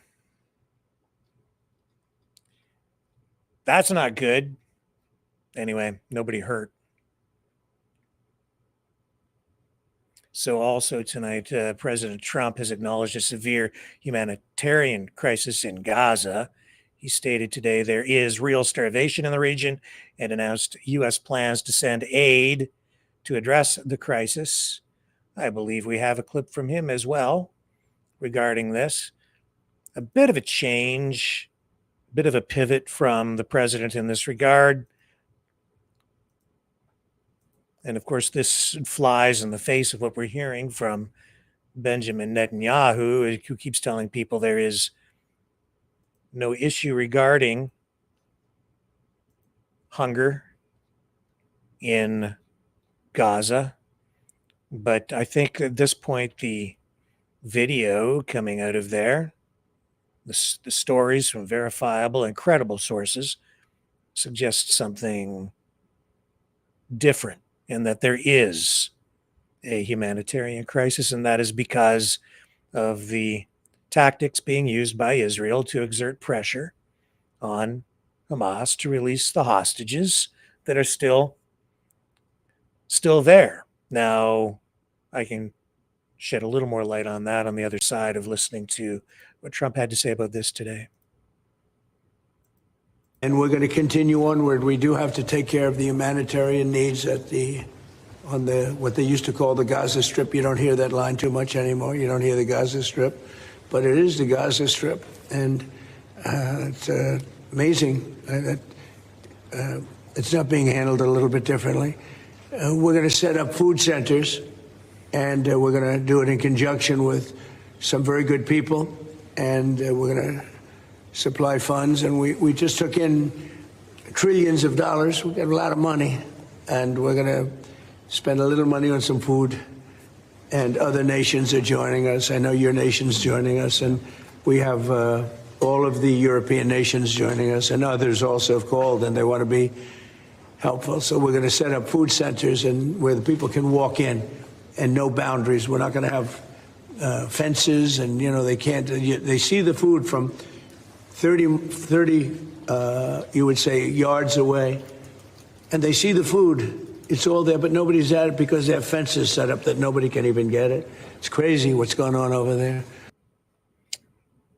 Oh, you guys are doing a lot for me. At this rural health clinic in California. Sorry, I need to get out of that. So yesterday, also with regard to this, Trump said Israel has, tough choice to make with regard to the hostages. But, that's been, I think, part of the problem here with Trump is that he's talked tough at times with Hamas, but in the end, he really hasn't done anything with regard to what his stake and the American stake is in the situation over there, because he had Americans in Hamas that were held hostage as well, and his approach really was not effective at all in having those Americans returned. Well, there were some, but so many died, and we still have hostages in custody over there. Some on the side of Netanyahu will say that it was the pressure exerted using the current policies and the coercion that they're using that led to the release of the hostages that they have had returned so far. But Trump has really kind of tried to stay arm's length in terms of media optics on this issue, not really accepting full responsibility and not really addressing the weight and the power that he has to affect change over there. Biden, much the same. A lot of what he was doing appeared to be window dressing with that silly dock thing that they spent, I don't know how many millions of dollars on, that was up for just a short period of time where they were supposed to unload food from ships into Gaza. And it was completely ineffective. I don't think it even worked. And then it was dismantled a short time after Trump came back into office. Just a real mess over in the Middle East. And I don't think that there's real sincerity in much of anything that we're seeing come out of that issue on any side, frankly, but that's my personal opinion. I'm sure you have yours.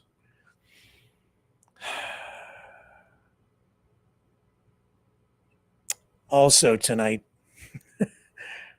this alligator Alcatraz story just keeps on coming back. Shocking claims tonight about alligator Alcatraz detention center in Florida in the Everglades. Hundreds of immigrants reportedly being held, we're hearing tonight, without criminal charges. According to a list of over 700 detainees obtained by the Miami Herald and Tampa Bay Times, more than 250 individuals in the facility, which they're calling Alligator Alcatraz, have no criminal convictions or pending charges in the U.S., only immigration violations, despite claims by President Donald Trump and Florida Governor Ron DeSantis that the center houses vicious criminals. Reports indicate that some detainees, including asylum seekers and a U.S. citizen, are being held in harsh conditions without due process. Tonight, civil rights lawyers in a federal hearing today alleged that detainees are barred from meeting attorneys and that bond hearings have been canceled, raising concerns about constitutional violations. The facility, hastily built on this remote airstrip, has drawn criticism for inhumane conditions, including inadequate food, lack of water, and mosquito infestations. Advocates, including the ACLU, are demanding its closure, with state officials, meanwhile, denying these allegations, insisting the facility meets required standards. That is a story we will continue to follow. Also, you may recall that we've got the whole Gatorade concert that we're trying to organize here to save the gators, which are being, their labor is being exploited because they're leaving it up to the Florida Gators to guard the immigrants and keep them from escaping. They've got all the gators in the moat around the big prison. But as I indicated the other night, 2 nights ago, I have uncovered studies, scientific studies, I'll show you,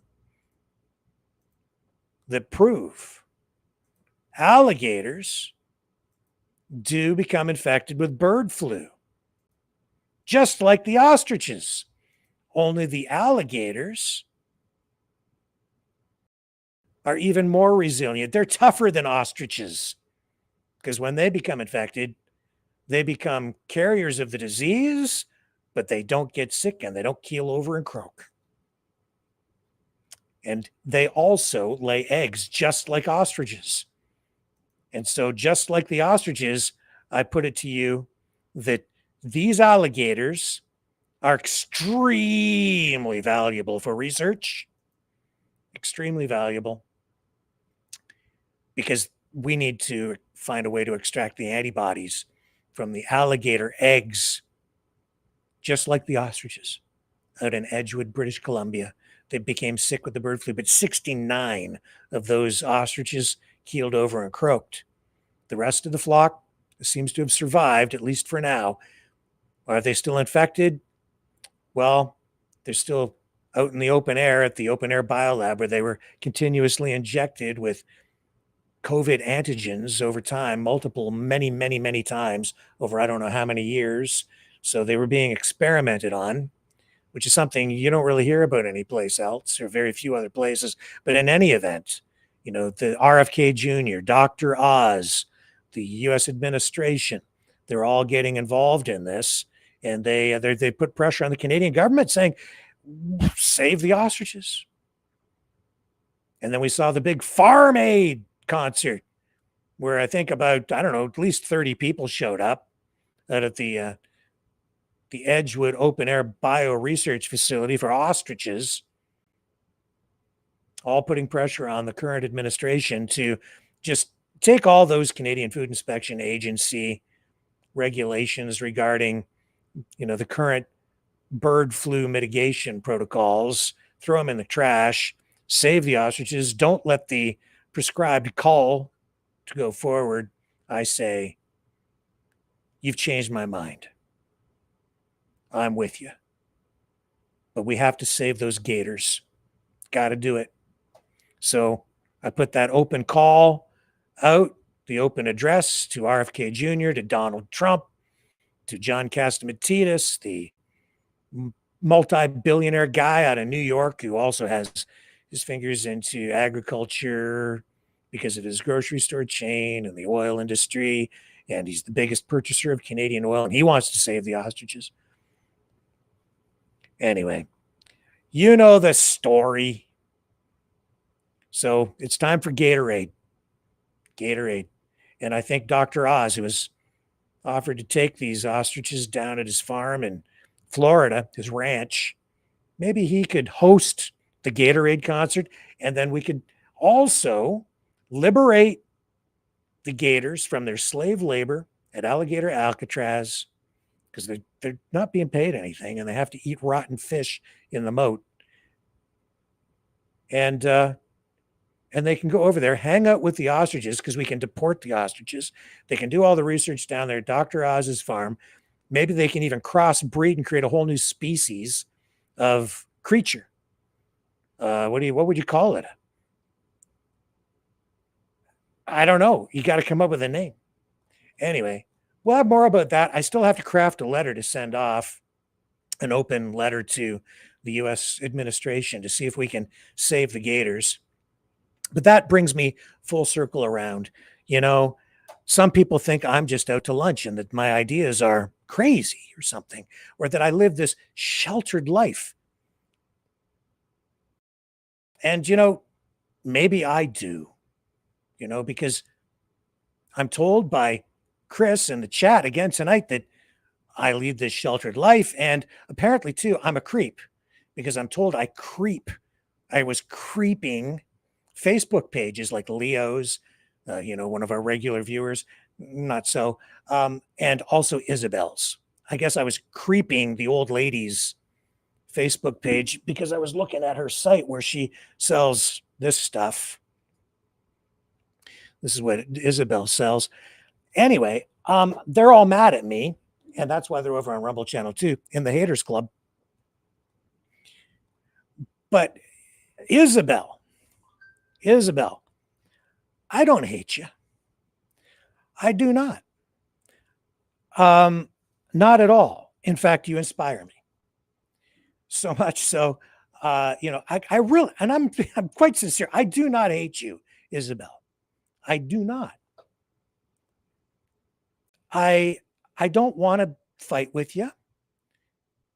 I know that it was a little bit embarrassing when you said some things on this program that kind of exposed maybe some of the misdirection and the misinformation that had created misconceptions in your mind, and maybe attitudes that weren't very becoming of a person as nice as you, frankly, which really shocked me.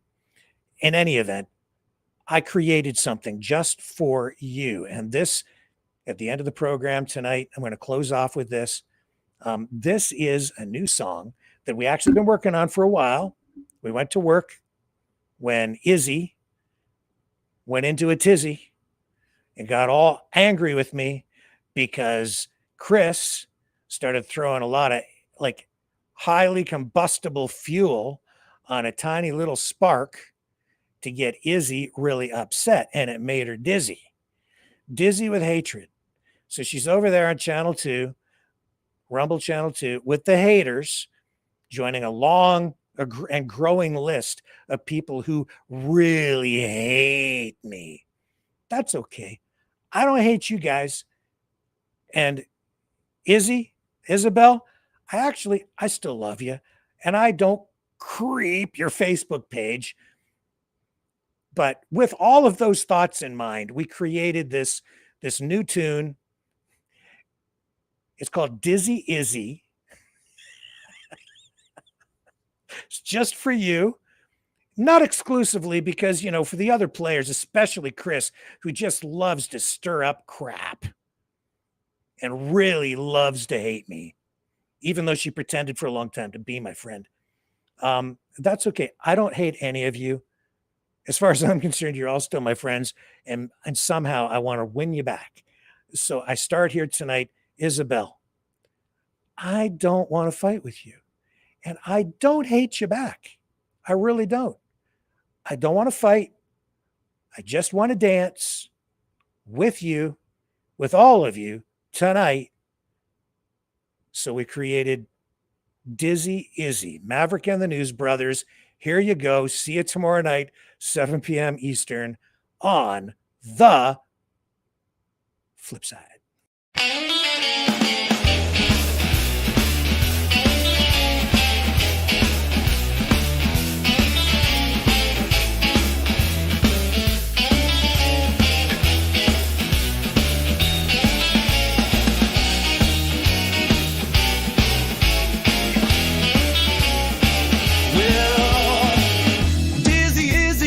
Spinning round, she shakes me up and throws me down. She got a logic that knocks me out. Come on, baby, twist and shout. Come on, baby, burst my bubble. I'm confused, I'm seeing double. Ooh, is it? Shake it all about. Talk to me, is it? Don't leave no doubt.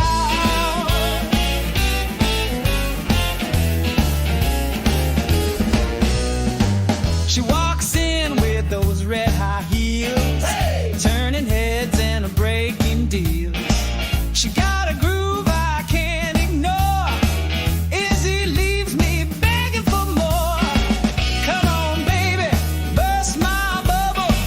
This brain of mine is bound for trouble. Izzy, you intoxicate like a fine wine. Pop my bubble, blow my mind. Oh, you spin me like a record. Yeah, yeah. You shake me down to my soul. My knees are getting weaker. Girl, you're out of control.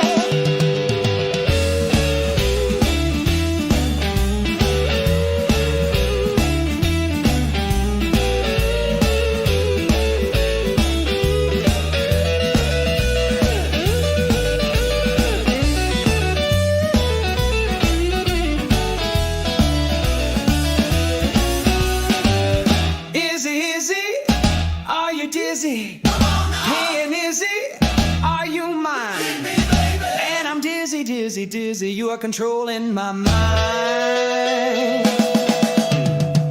Come on, baby, burst my bubble. Let's turn this dance floor into rubble. Ooh, Izzy, shake me straight and proud and tell me what it's all about. Yeah, yeah, yeah. Twist and shout. Oh, Izzy, twist and shout. Come on, baby. Come on now. Tell me what it's all about.